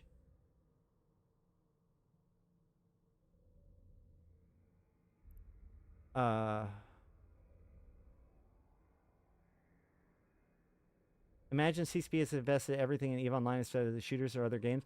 Well, the other thing is that, so the thing that CCP, we say that, but like the thing that CCP learned from that is that the player base is volatile. That the player base is willing to destroy the game in its own, you know, rage. And so, like, if anything, that taught CCP, like, if you think about this from a business standpoint, if you want to get investors, you need investors, right? You need to prove that there's a reason why you're growing, right? And so if you just keep investing into the game that has stagnated in its growth, and all in on a player base that is willing to, you know, cut off the nose to spite the face, then you end up with a company that people don't have faith in. And so, you know, they have to show that they, like, as a company, you don't want to be a one product company. Yeah.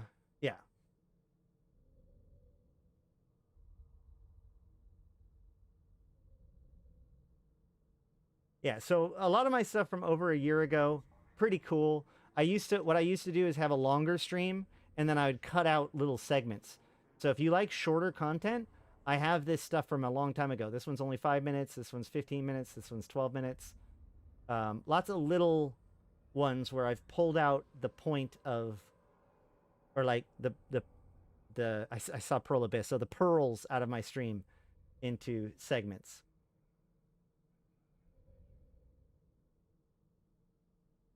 How to give quality feedback. That's a good one.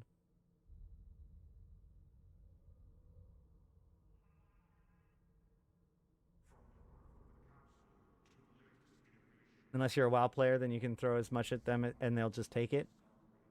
Well, yeah. I mean, they make a lot of money. Anything for explaining Pochvin and operating... Anything for explaining Pochvin and operating out of it. Oh.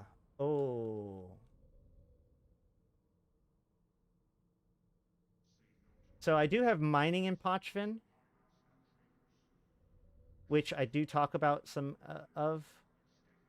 But I haven't actually done that much in Pochvin myself yet, as far as guides go.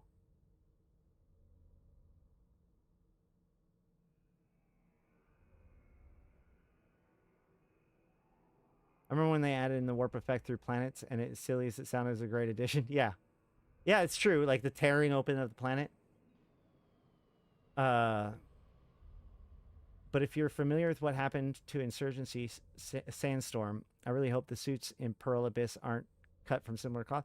Pearl Abyss has actually done a pretty good job. If anything, one of the interesting things is that CCP has become empowered, because CCP remained basically at the mercy of their player base for the next 9 years, because they had those loans.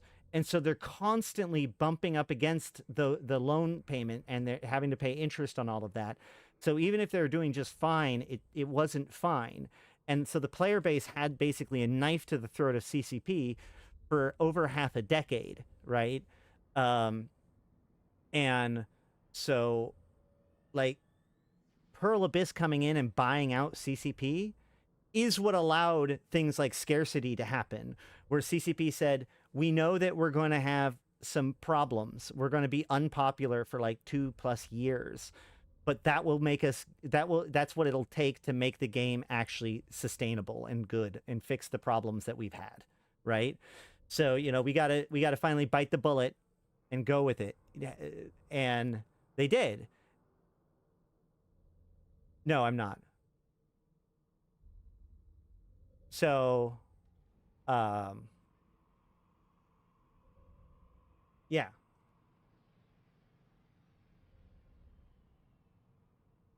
As far as popular videos, let's see if that finds anything that's worth looking at.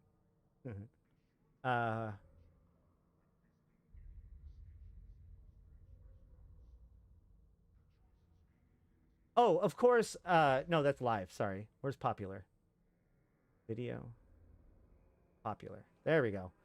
Of course, I have my ship fitting master guide, which is 6 hours total, but it does have chapters. You can jump into the section that you want to know more about: high sec, mid slots, high slots, low slots, armor, whatever, or tank, whatever it is, and get there. It's 2-parter. One of the original evil. Oh, and of course, Grand Theory of Everything. This is another good one. If you want the tinfoil version of the universe, this is me not pulling any, I'm not citing any citations or anything like that. This is just me trying to tell the story of the universe of EVE Online. Nice, Stuart. As I understand it, including a whole bunch of assumptions. So, this is a good one to watch before the iceberg, watching the iceberg video. Ship scanners and combat awareness is a great video where I go over directional scanners, probes, and local, and using all of those things in order to determine, keep a situational awareness. I have the Who Are the Triglavians series. Who Are the Triglavians, where I go over the messages from Zoria Triglav line by line and translate it into English, as it were, and we look at the stories of, what is going on with the Triglavians. My How to Have an Adventure for Under 2 Million ISK Yeet exploration video, very popular. And I encourage anybody, especially new bros, who haven't tried this out yet, please do try it out. Lots of people try it out. Everybody loves it. 7 Tribes of the Mimitar is an older lore video, but, you know, I go over each of the different tribes.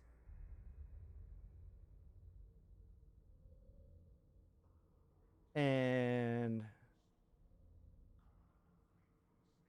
I think that's probably a good... Oh, and the Ancient Enemy, Who Are the Trig, AA2. That's the follow-up of the Zoria one. Also, if you go over to Talking in Stations, they still have my Who Are the Joe video, which kind of was the beginning of all of this.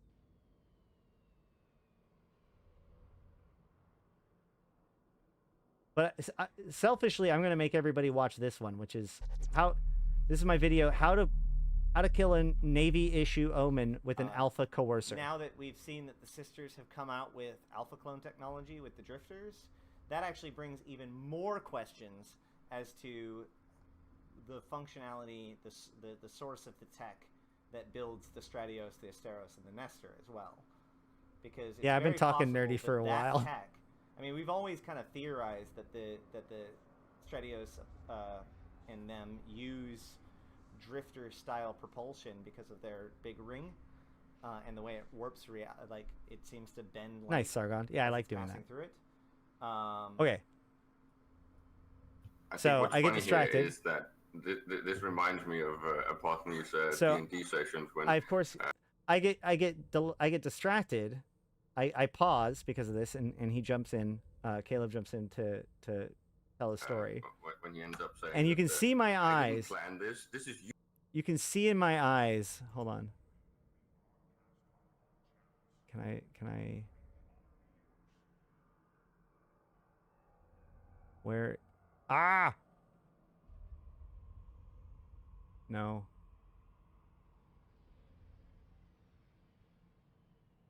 Oh, wait, hold on. No.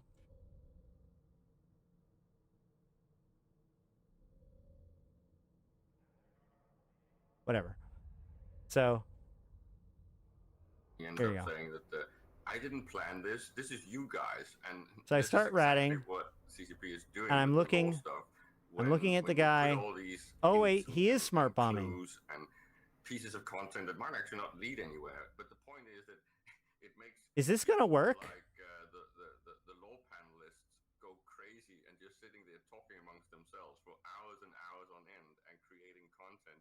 So I just kind of nuzzle up next to him, and I realize that it's working. And there's Concord. And of course I lock it up. And I take my pot shot, so that way I get on the kill mail. I get final blow. I know, who's that child?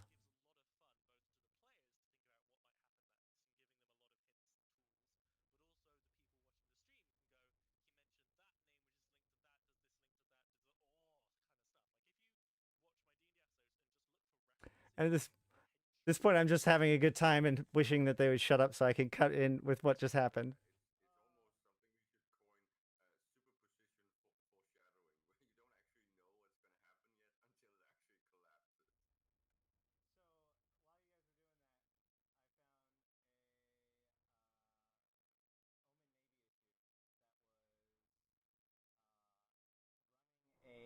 Oh, hold on. DEDs or an ANOM. Shoot. Running a. Hold on. While Dang you it. guys were doing that, I found a Omen Navy issue that was running a DEDs or an ANOM with a smart bomb. So I just, wandered up close enough to him that his smart bomb hit me, and then just waited for Concord to kill him. Nice. So, got my first kill on my MR character. So deep. Soloed enough. Did you whore on the mail properly? Oh yeah, In fact, I think I might have gotten. Yeah, I got the kill report. Yay! All right, so that was fun. He's probably mad. What was he in, if you don't mind me? Omen Navy issue. Oh, an Omen. Oh, okay. So, 57 million-isk ship just killed by Concord because I got too close to him. I warped in, and there was somebody else there too, and like they were warping off, and I'm just like, is that dude smart bombing? Huh. I wonder what happens if I do this. What, for me, being new, what's smart bombing? So a smart bomb is a special type of weapon system that is not a point weapon system. So basically, it does AoE damage. And depending on the size of the smart bomb, depends on the size of the radius. It's somewhere between like 5 to 7 kilometers. I've been to a for couple. like medium and large smart bombs, and they do damage. Oh, I guess that was it. I cut off the explanation. So yeah, that's an older video, and that's the kind of thing that you can find on my backlog. So I encourage you to check it out during this winter break. It's good stuff, but I will try to stream, but I don't know when. Go ahead and join the Discord, and flag yourself as interested in YouTube, like in the Rolls channel, in order to get all of the updates of when I go live or put up videos. And if you're interested in joining the convocation, of course, you can talk to us, or if you need our help with anything, let me know. You can reach out. Well, it's I can either I hold on 1 second. Actually, let me do this. So, but yeah, we can do Phasmo if we want to. But I do want to wrap this up for a little bit. I do want to, this was we want to talk about the Summer of Rage, and kind of looking at what has been going on in EVE Online's history and how it impacts us to this day. If you have been watching this live, we are going to keep going. But if you're watching this on YouTube, recorded, thank you guys so much for getting this far. Make sure, either way, like the stream. Thank you guys for checking it out and sharing it with your friends. And extra special thanks to my top supporters: Abyssus, Aikawarazu Chan, Arkas Ilring, Belligerent Neckbeard, BlackRoseNoble, Dajat Lemmont, Drake, Federation Frontline, Ganai, J. Kuhn, Lumi, Midnight Space Monkey, Milk, Not Just Fun, Punchinello, Seeds of Plenty, Serenolin with No Eyes, Sho'Danar, Syliana Vel'ash, Tgen Tgen, Nephilim, Grendel, V-Rod Cruiser, Yantey Lepouf, Zaul Nex 0, as well as my Immortal Tier supporters, 745 MPSI, Eridanika the Queen, Ebo Leet, Erlidis, May, Malik, Starfire, Mercuton, Nelum, Nihilum, LM1, Sheesh, and Rid. Thank you guys so much.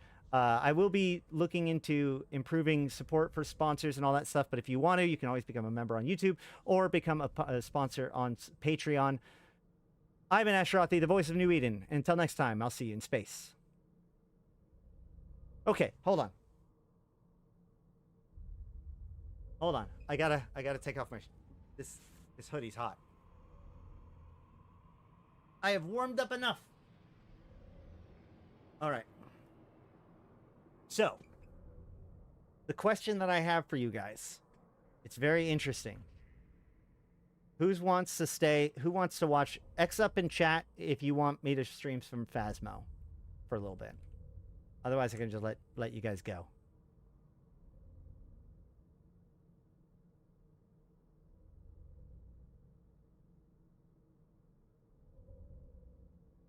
All right. While we're doing that, let me start actually setting it up too. Oh yeah. All right, let's do this. What is Phasmo? Phasmophobia. Phasmophobia is a word that means the fear of ghosts. Let me see.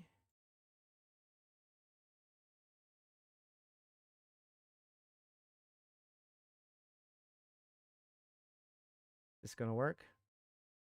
Oh, it is right out the gate. Welcome back. There's some jobs ready for you. Holy smack. Okay, so the goal of the game. Basically, you are a ghost hunter. You have to go to various locations, and you have to identify the kind of ghost. Other hunters asking for help. This is a cooperative game. Don't cross the streams. So I'll be hopping into Discord, into the on-air public channel. So if you want to hop into it with me, or into the game with me, you're going to have to be there. Actually, now that I think about it, that's not even good. That's unnecessary because there's in-game communication. Let me just make sure I have this. Oh. No, we'll just work with in-game communication, I think. That's fine. We all mute each other anyways, right? Hold on. What is going on here? Ah! Oh, shoot. Wrong hole. Oh, shoot.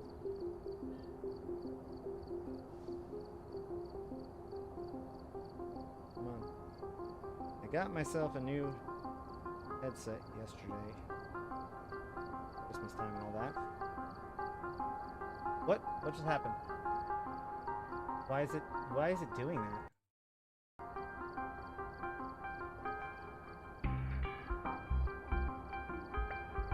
What is happening?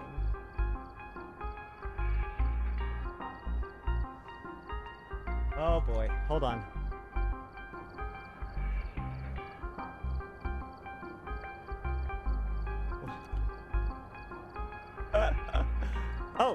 Oh, found it. Okay, great. The ghosts have taken over. Yeah.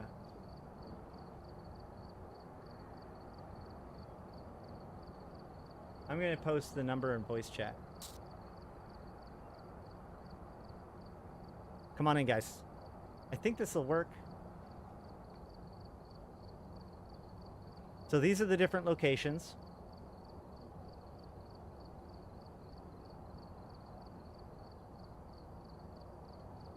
His new Phasmo menu music, exactly.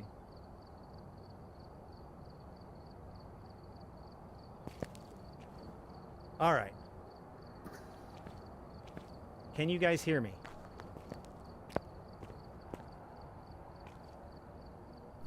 Ah!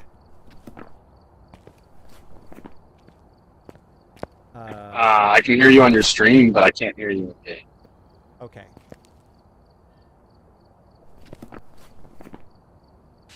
Same.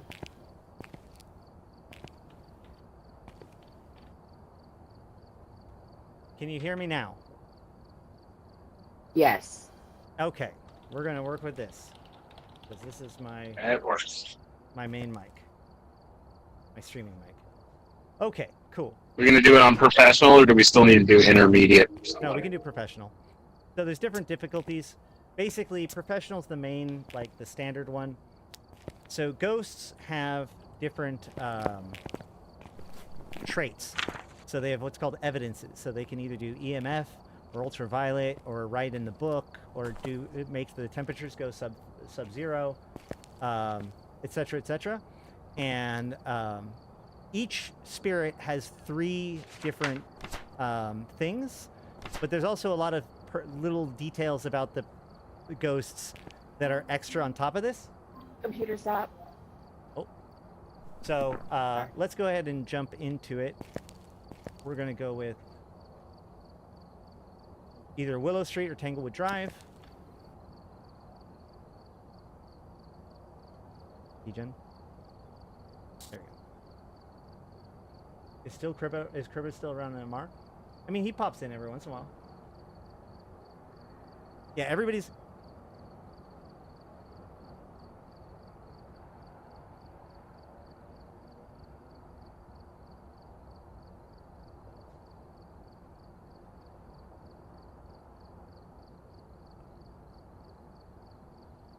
Vanguard is looking really weird. Yeah, no, right? It's the end of... Like, I just talked for a long time about bad stuff. Well, actually, it wasn't even that bad. It was bad to go through.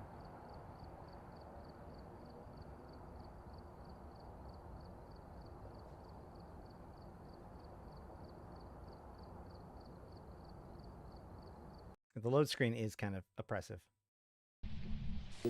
There's no wire. Hi, just so you guys know, you guys can be heard by the stream. I hope you guys are aware of that. I assumed you would be, but Now I've been recorded as telling it to you. Haha! Yes. Alright, so here is my EMF reader, and then I've also got UV, which will double for being able to see UV things, and also a little bit of light. And then I have my thermometer, because that's the best way to kind of find the ghost quickly. Alright, ready?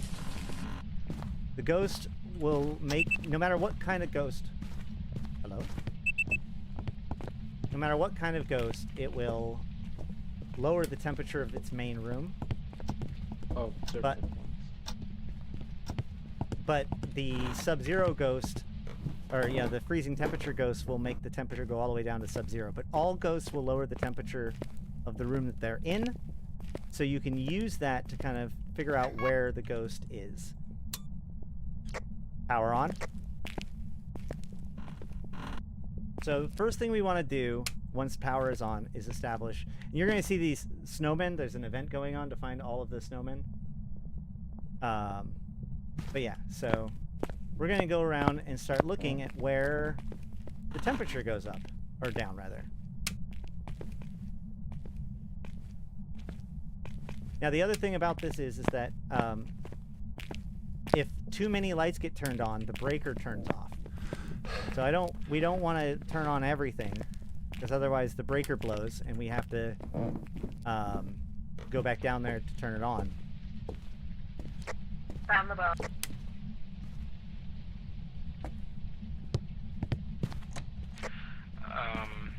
The ghost is in the yes, sure.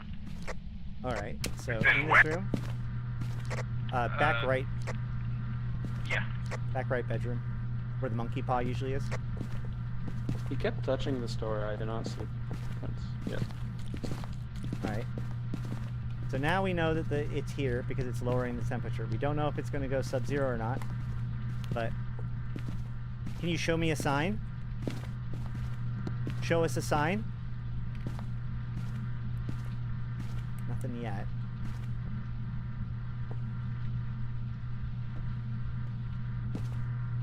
Show me a sign. Oh. EMF 2. No UV. So there are ghosts that do UV that can't necessarily that can sort of cover up the fact that it does UV, but multiple times where we know that the ghost has touched something but there's no UV, starts to rule it out. And ruling out evidences can be just as valuable.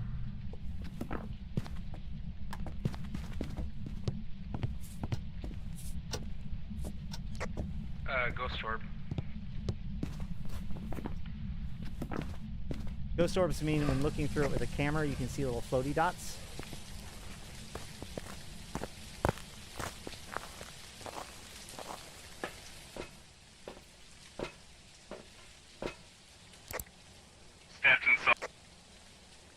Oh, looks like they put down dots. So dots is like a special light where it can cause the ghost to like appear in dots when it can't be seen in normal.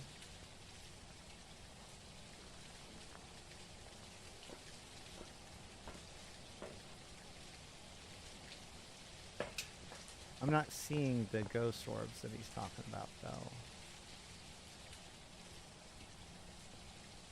I'm not saying he's wrong. Sometimes they're hard to find. Oh! Is that ghost writing? Yep, ghost right. Ooh, Mare Revenant or Thay. Thays can be dangerous. So I need to get a ghost to blow out a candlelight and capture a photo of the ghost. I'm gonna bring in some fire, a candle, and a smudge stick. Smudge stick will help me protect myself from the ghost. Looks like the power just got turned off. Was that breaker?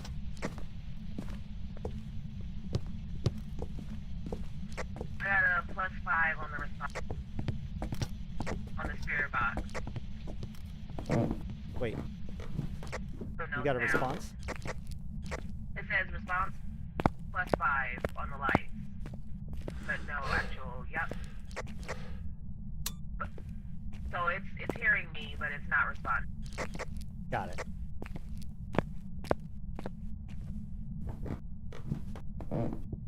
You need night vision to see the... Oh yeah, I guess that's a good point. I was looking at it without night vision, huh? Yeah, we do. Are we good on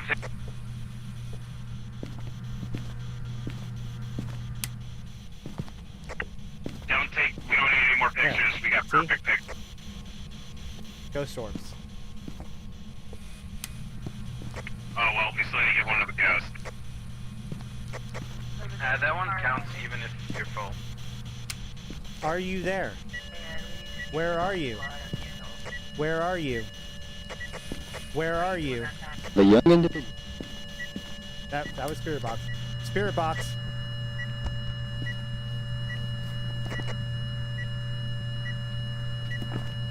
It's a mare.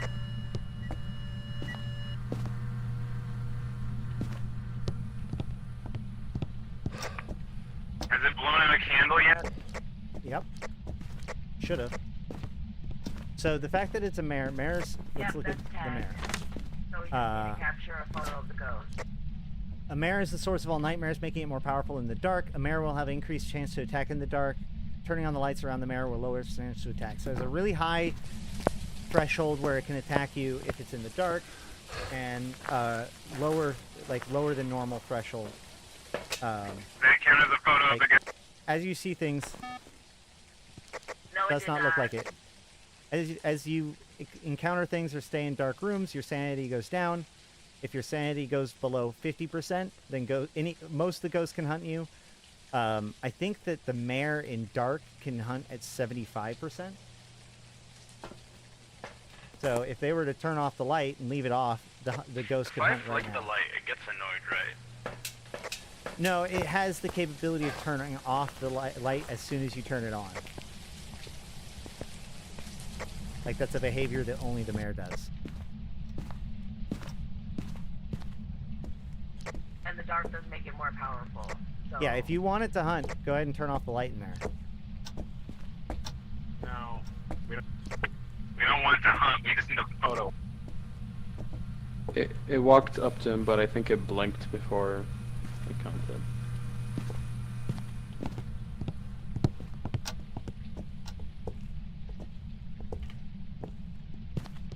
There's no hiding spot there. Where do I hide? Over here, if you don't know, like behind these crates, is pretty good. Oh yeah, there you go. ghost event activity starting. It's so far and such a fucking straight line, though. I don't like it. Yeah.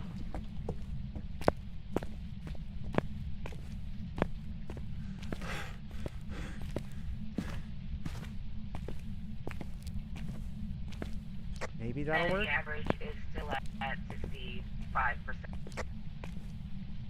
Occasionally dipping below 60. And every time that there's a cursed item, do we know what the cursed item is? No, I don't think so. This means summoning circle. It's the mirror. I'm gonna say summoning circle. Okay. Ghost activity starting up again. The mirror is in the...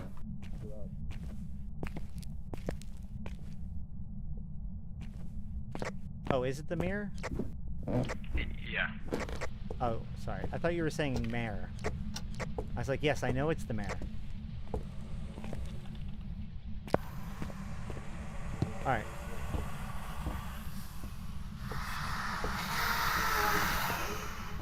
It's the right spot.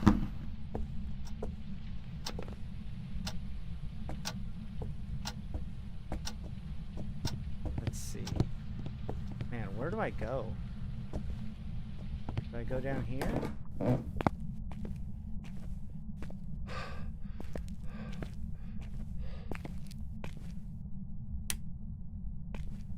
I go down? If you want to know, there's also the master bedroom behind the chair.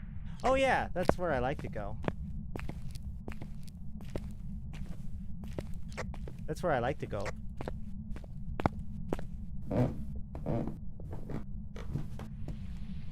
Knock knock, are you dead? No. Okay, I can loop it and then get to here. And then smudge it. And then get to here. Shut the door. Get to here. And not die? I still can't get over the fact that I don't need to be near it this much.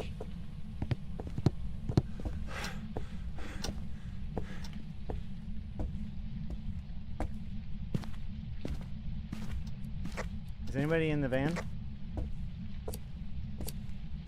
No, I can.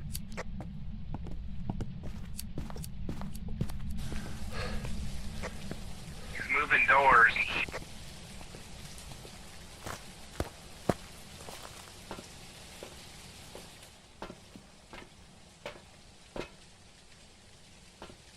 I think he moved one of the cameras a little bit. He's at 49.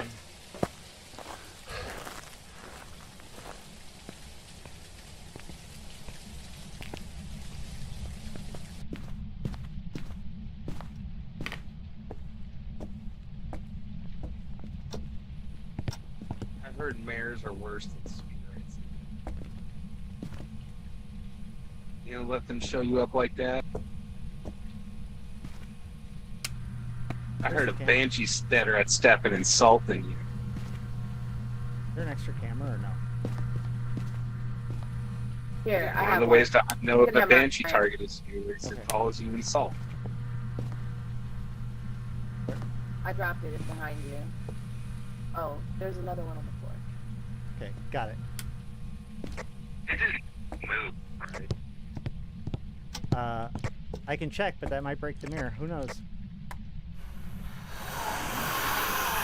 I think I can do it, right? It moved.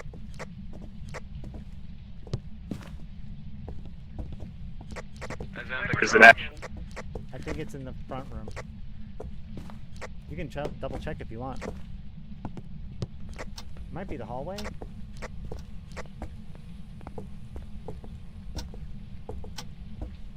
Well, I heard some stuff around here, so it could be the kitchen or there. Well,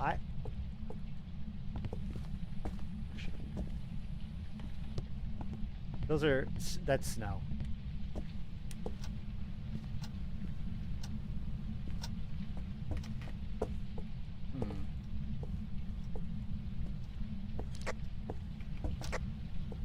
Tgen can do the mirror.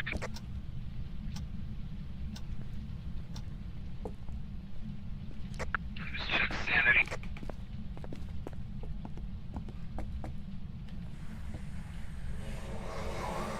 We also have Yep, front door. pills if somebody wants to take that. It's in the front living room. Oh no, Tgen just lost a huge chunk of because he's looking at her stuff. So when it starts the hunt, the first thing it's going to do is slam the door closed. So I'm going to be prepared to take a picture and then get out. It's not going to be visible until it starts the hunt, though. So Let me just do it here so it's not in your face.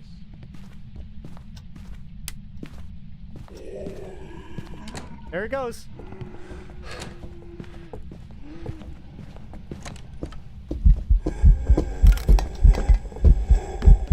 Go to that thing. Hunt.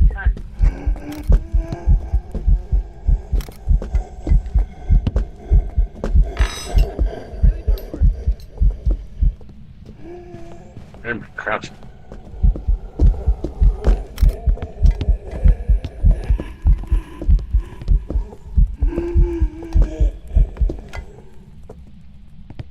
And we all live? He's over. I mean, we had to have gotten a couple of pictures of it there. Yeah, okay. Wow, we got it. that was amazing to see. Great job, looping. I was in the master bedroom and it worked from there. That was amazing. Yeah. So, Mare, right? Everyone got it circled? Yes.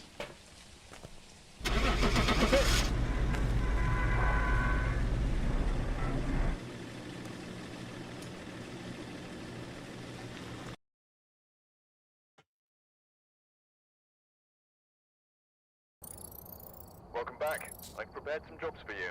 Hey, level 3 salt. What does that look like? Good stuff. How is that not a perfect investigation?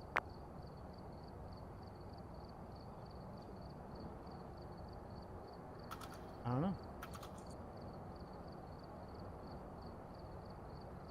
Ooh, I gotta upgrade a parabolic mic.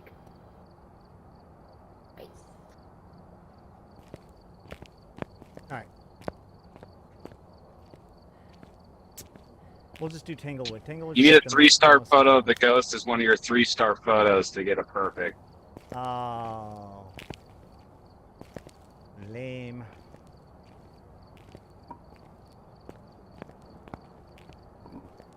Give them a tour of the bits and the box. Of the bits. These are the different bones that we've collected, cursed items. And just got this for doing the winter event, getting all the snowmen. You haven't gotten all the tarot cards yet. Nope. Ready up? You need Hanged Man and one other, I think. Correct. I have not been killed by the tarot yet.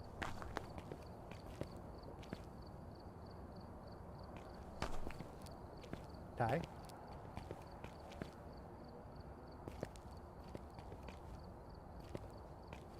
Unholy Monk. Die. That tie, can you ready up?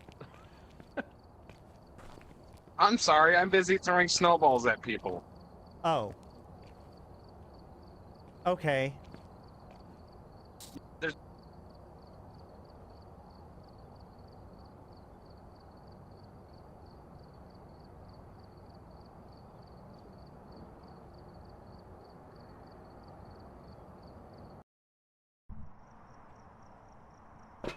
I didn't realize you could pick up the snowballs on the desk and throw them at people.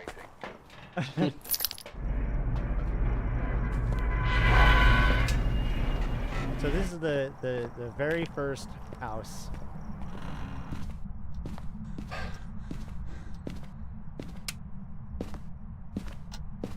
I basically have it memorized by now. You get very used to it. Guys. Nope. It's in the front door. The ghost orb is right in front of the door.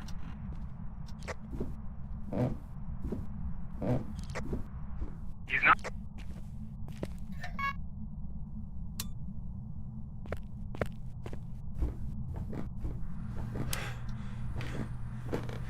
Alright, basement.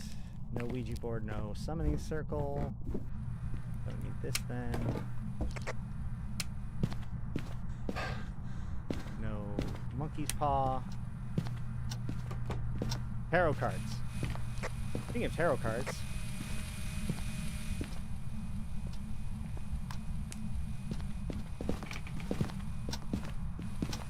How do I fucking play? Show me a sign.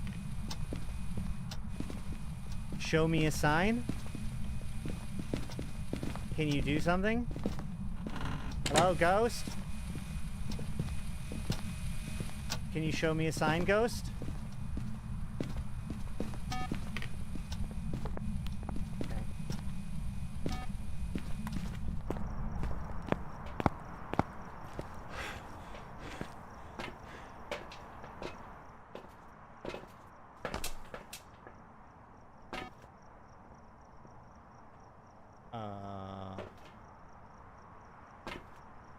Let's try the new salt.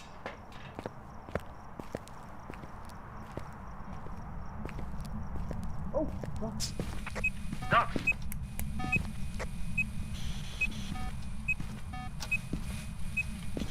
Where are you? Are you there? Are you friendly? Where are you? Where are you? Where are you?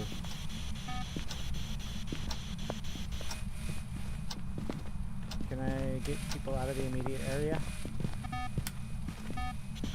Where are you? You mean, where are you? Where are you? Where are you? Where are you? Where are you? Where are you? Where are you? Show me a sign? Where are you? Where are you? No. Oh, where are you?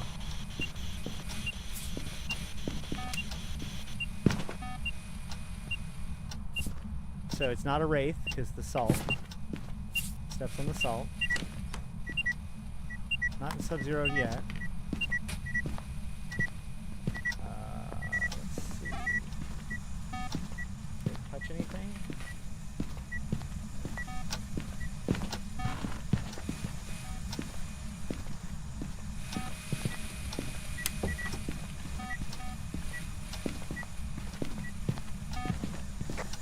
I think it's no UV.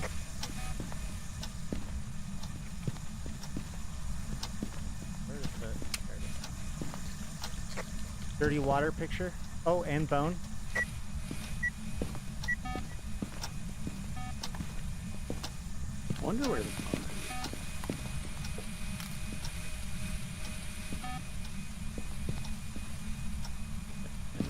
So this is the bone.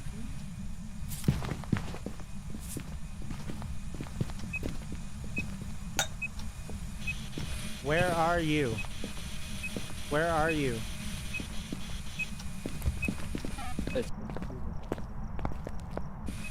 It just crossed the 0 mark. Yep. Freezing temps.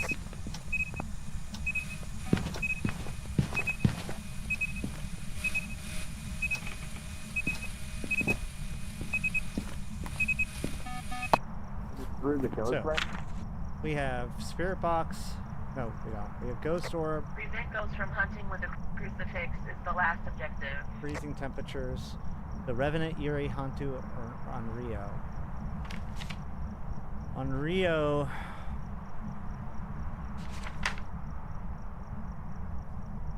On Rio will not hunt if there's a lit candle. How many times is that?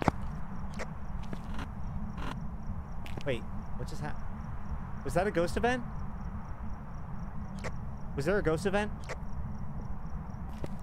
I think so. Okay. Yes, and it is still going. There's still a ghost event going. Alright.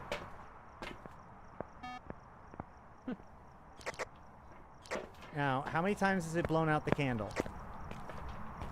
I've just had it blown out once.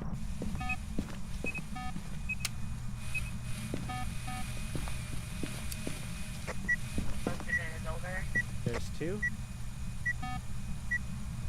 There's dots. I forgot dots. Dots. So it's a Yuri. Yeah.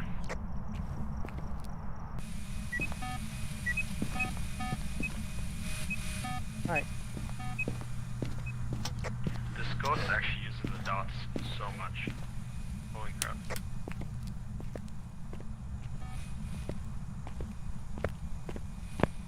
It's gonna hunker down here then.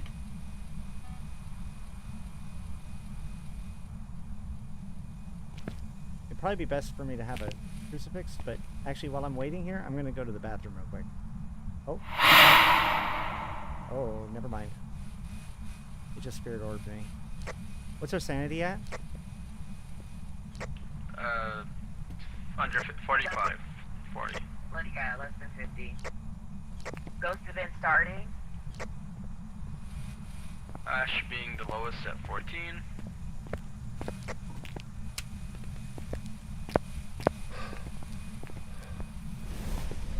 There it goes. It tried to hunt. We got all the All objectives met.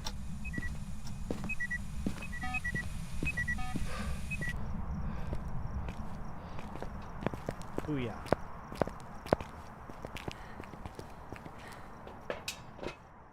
So what type of ghost is this? Do we have it? What evidence do we have It's besides stuff? It's Uri. We have freezing temperatures, ghost orbs, and dots. Oh, I didn't see the freezing temps. I knew we had ghost orbs right when you walked in. You just saw that, but I didn't see the freezing temps. Okay, cool. Alright. I'm gonna go to the bathroom real quick.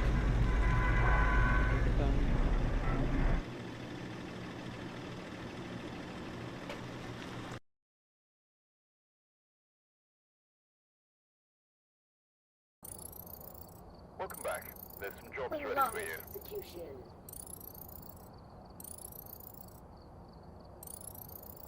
There we go. Perfect investigate.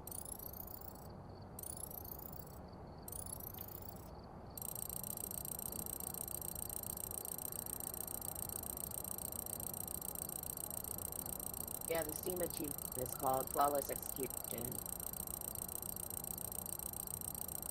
It's pretty cool.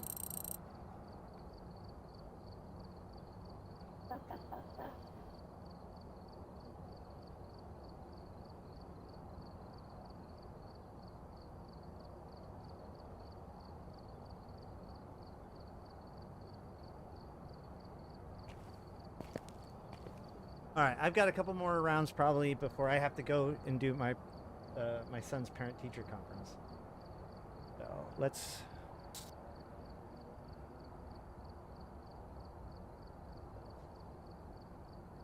see. Do we want to do Grafton Farmhouse or? Do we want to do Edgefield? Because that's the one Danny wanted to do, but I put them in. Yeah.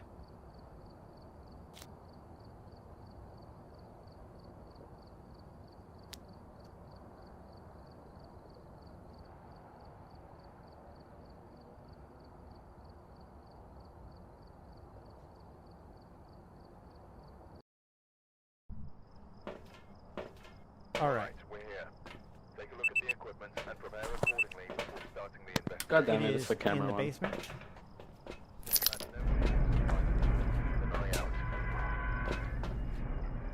Witness a ghost event, motion sensor, EMF.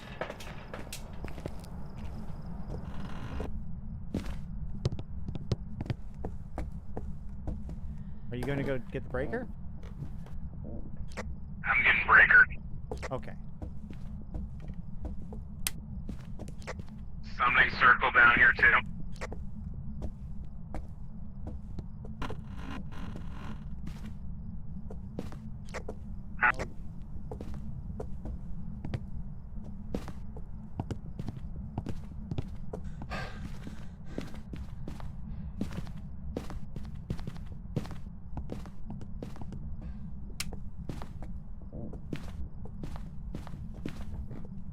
Trying to find where the cold spot is.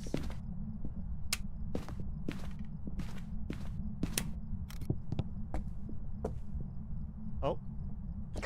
Found a skull in the laundry room. Took a pic. Now the temp can fluctuate a little bit. Oh. I did hear that though.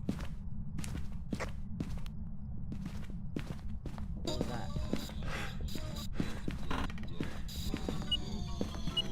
EMF 5.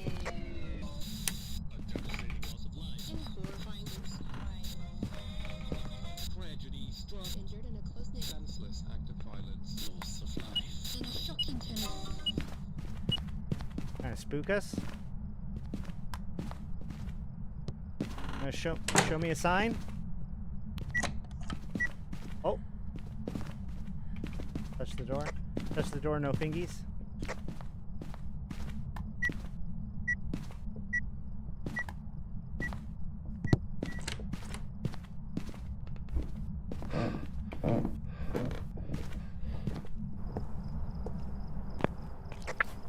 Touched another door, no ping.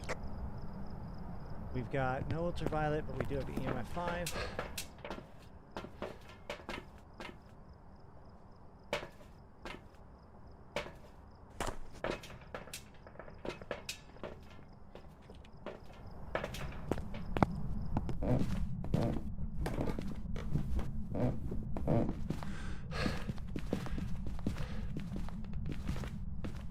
Alright, there's a motion detector. Y'all want to pop out for a second?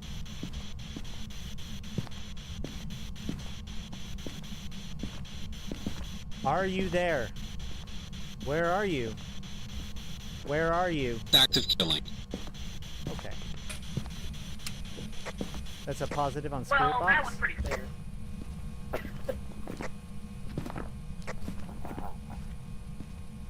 Spirit Wraith are twins.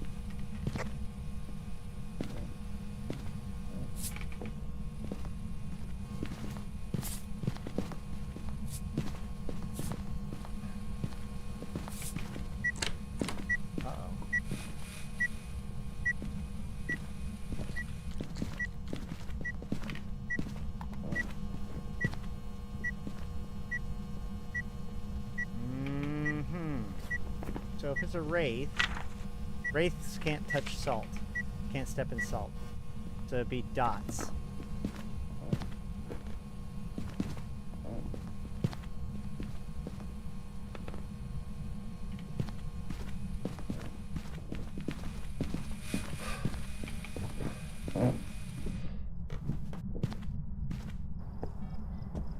Wraiths can also wander outside of the area a lot easier because they'll wander towards any player wherever they are in the house.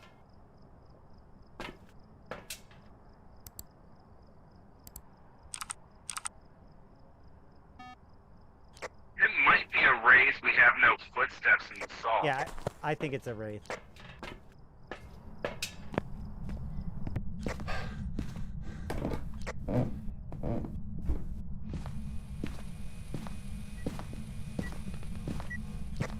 Yeah, I think it's a Wraith.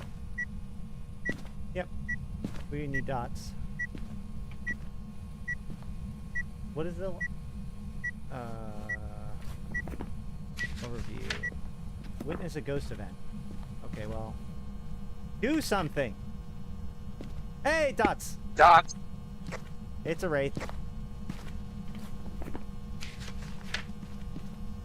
I think we just need to witness a ghost event now. Yep. Do something. Do something. Bet you Right. I heard Race ain't got no balls. That's what you did. You opened the door slightly. Chump.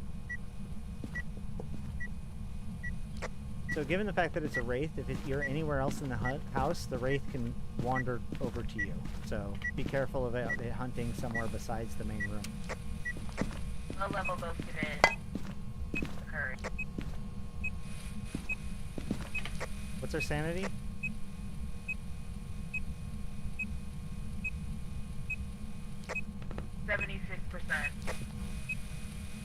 Okay, so we got some time. You just gonna keep playing with that door? Is that a really important bathroom door to you? Teachers saw the dots. Also, no teacher's mic is not working. So, there's a ghost event happening right down. 10-6.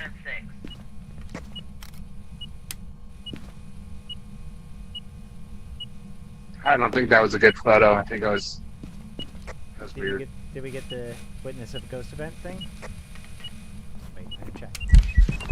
Hey, there it is. Now we did. Yep, we did that. We just did. So let's Yeah, go. I'm aware. Oh, I see him. Yeah, me and Ash were sitting in there. Oh, we lost Cody. What?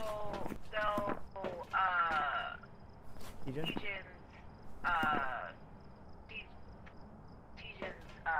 Discord and Phasmo did a weird thing.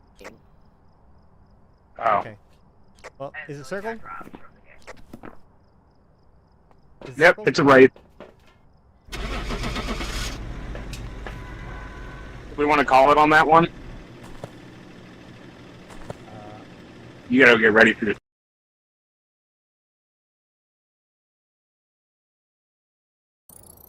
It's up to you guys. I can do one more. For sure.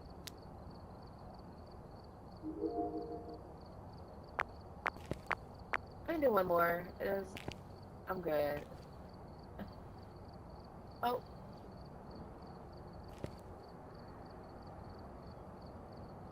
Hi, I'm back. Oh, hey.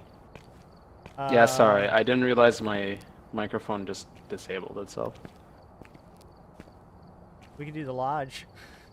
The campsite. No. All right. I Which was one at have Grafton Farmhouse.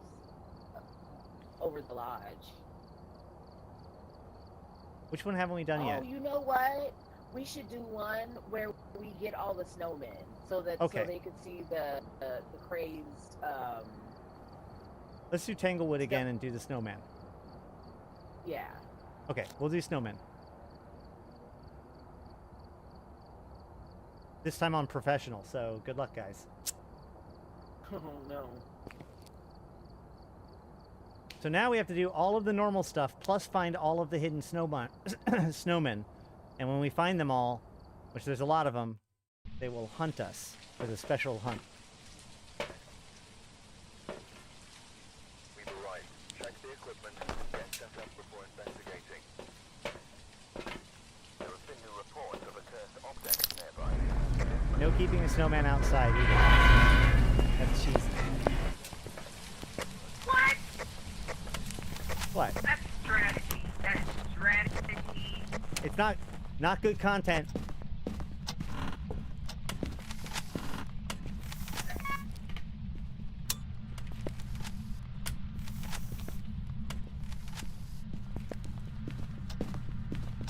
I want to find this thing real quick, mostly because they are going to be focused a lot on the snowmen. So the sooner I can identify the room, the better off we will all be.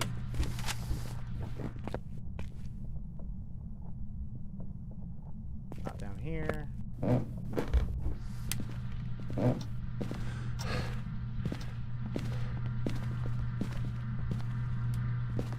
What's the cursed item?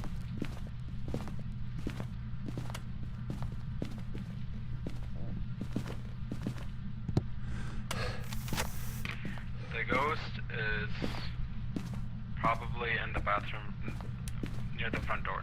Temperature very low.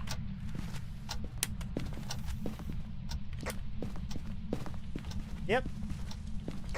Yeah, here we are. Here we are again.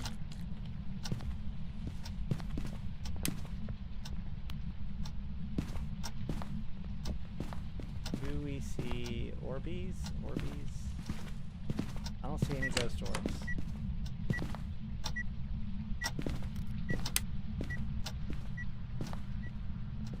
Yeah, no ghost orbs.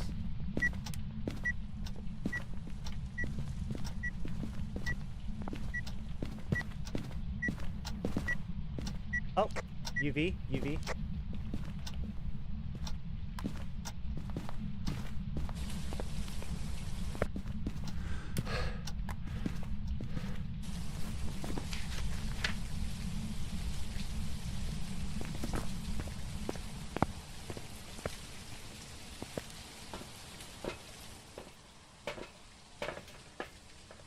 Cleanse the area near the ghost with incense. Stop a hunt.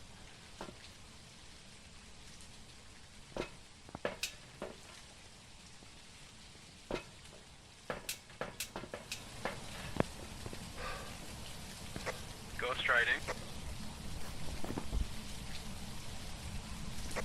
That's 2 strikes.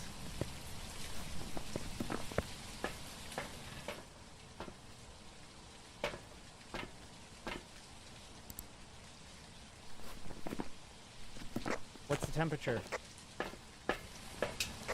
3 when I checked. My attitude about hunting normally does change.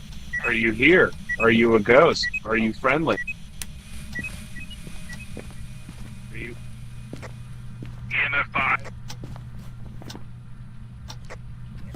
It's a myling. Oh, that's good, that's good.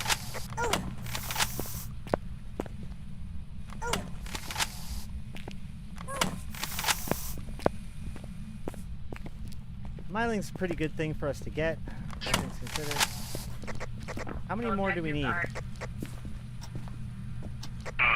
need to cleanse the ghost. Get the photo of the ghost, prevent it from hunting, and cleanse. I can cleanse. I meant snowmen. 15. 14. 13.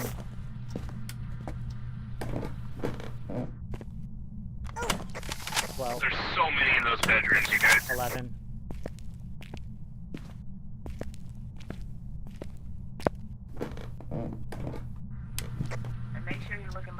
door.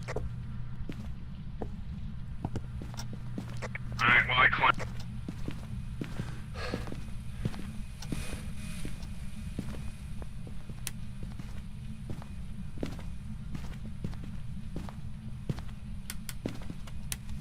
Oh, we got a music box.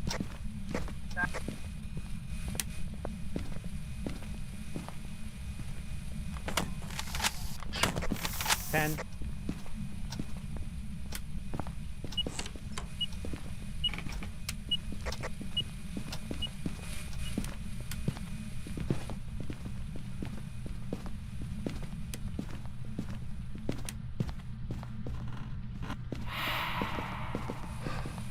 I do not appreciate that.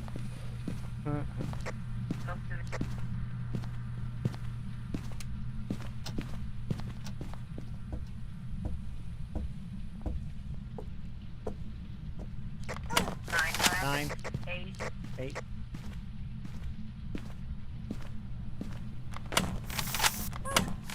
7. 7. 6. Where's my gun? 5. Ash, right here. What? Right here. This thing here. Oh. 4. And then right here. Next to the, yeah. 3. Breaker. Breaker. And 3.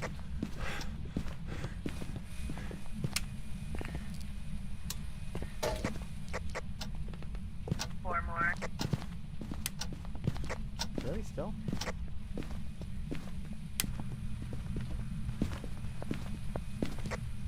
I thought we were at 3. 30, no, 32 of 36.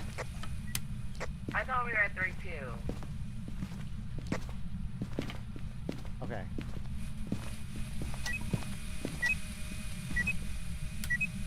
You're at 32. You got 3 more inside.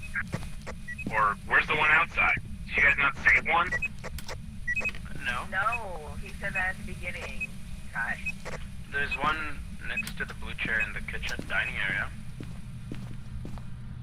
I don't know where my gun is. 2.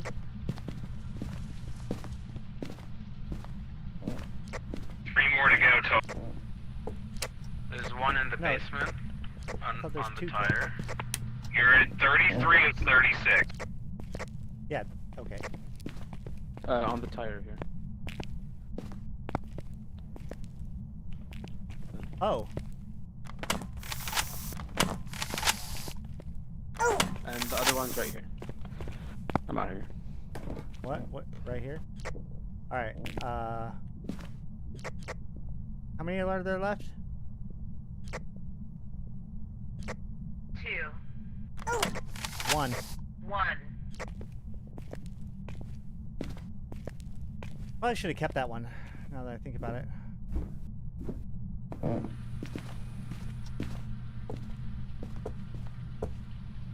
Now I have no idea where the hunt will begin from.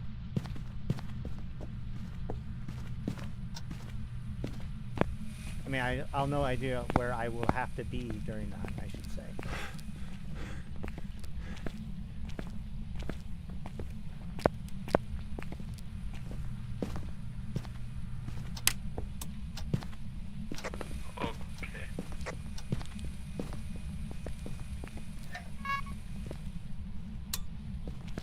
Breaker on.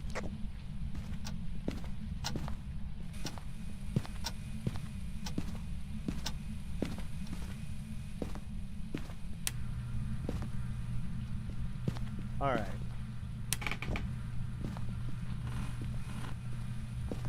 It's gonna be somewhere stupid, guys.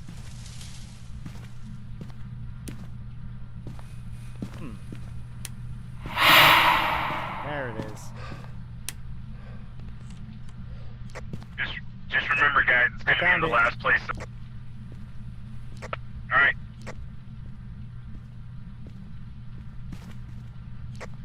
You guys ready? Yep. Yeah. What?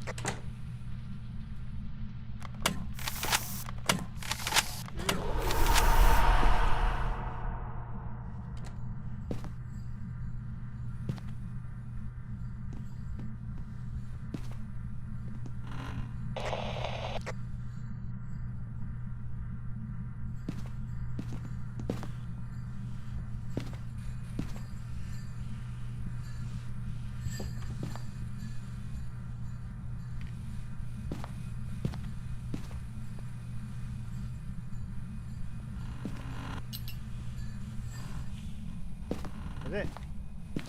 Alright, that was it.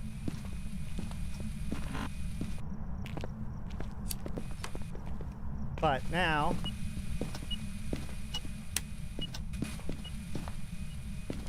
So we still need to prevent it from hunting and get up. Yeah, hunting's over, but there's still activity. Yeah, now his footsteps have jingles on it. Alright. You want to take a picture of it? Sure, why not? You gonna do the summonings? It's a music box. Oh, okay, go ahead. Ready?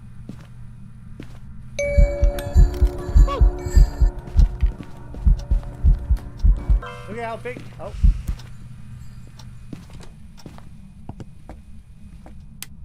Ah, that was fast. Nope. Somebody died. I don't know why it's did it that way. Come here. Wait, you didn't see this. Okay. It's in the wall. Oh.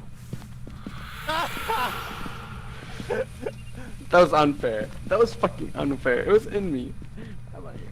That's awesome. Alright, let's get out of here. You did that Alright. twice. On that note, I've been Ashtarothi. I've been playing this game for a couple months now. Is it hunting? What is going on? Oh shit, it is hunting. Danny! Yeah, I'm in line at the side of it. I'm trying to get a picture. Do we I not was have a trying to picture? get a picture. You not have a picture? We do. Oh, okay. Yeah, I just got it. Awesome, thank you. No, we got it way earlier. Either way, it's fine. Prevent hunt with a crucifix. Okay, so... see how well this works. Where are the crucifixes? In the bathroom and should be the other one in the hallway. Okay.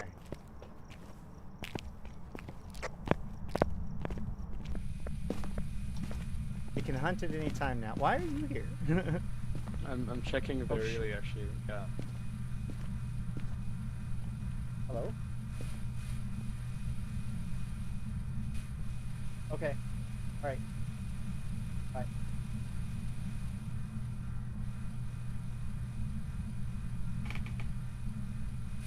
And I gotta go. So we're gonna try to do this real quick. Hunt me! Okay, here we go. Oh shit, it's gonna start from there.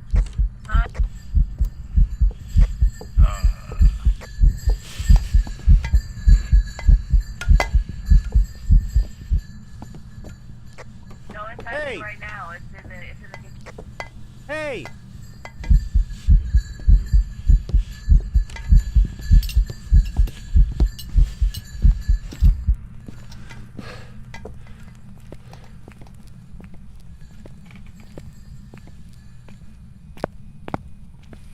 Woo! Oh shit, it's still hunting.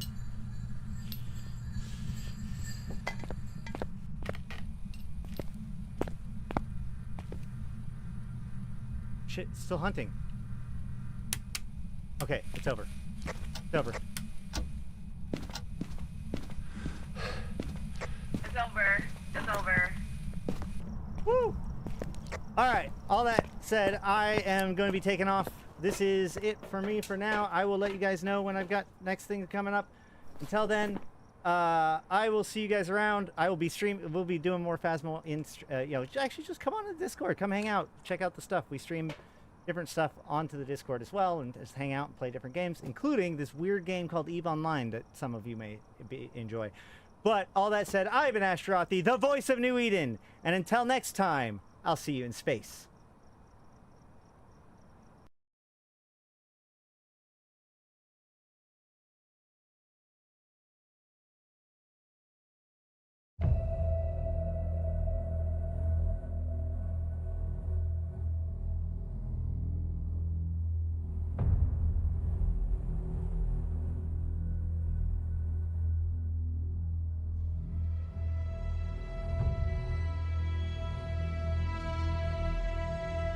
Bring on the wrecking machine.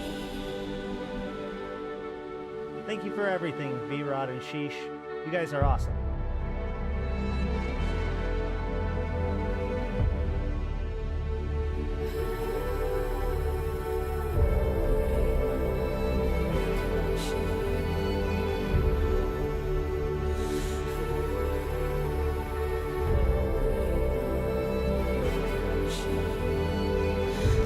Every city you burn, I'm gonna build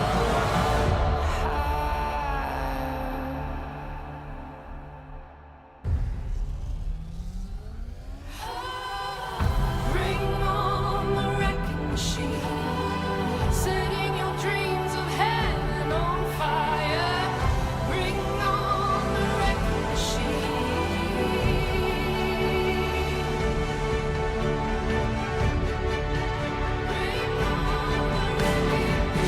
Bring on the wrecking machine.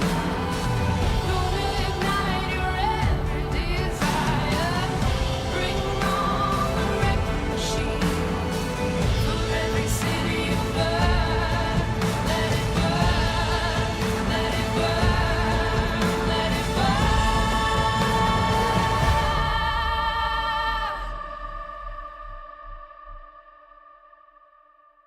For every city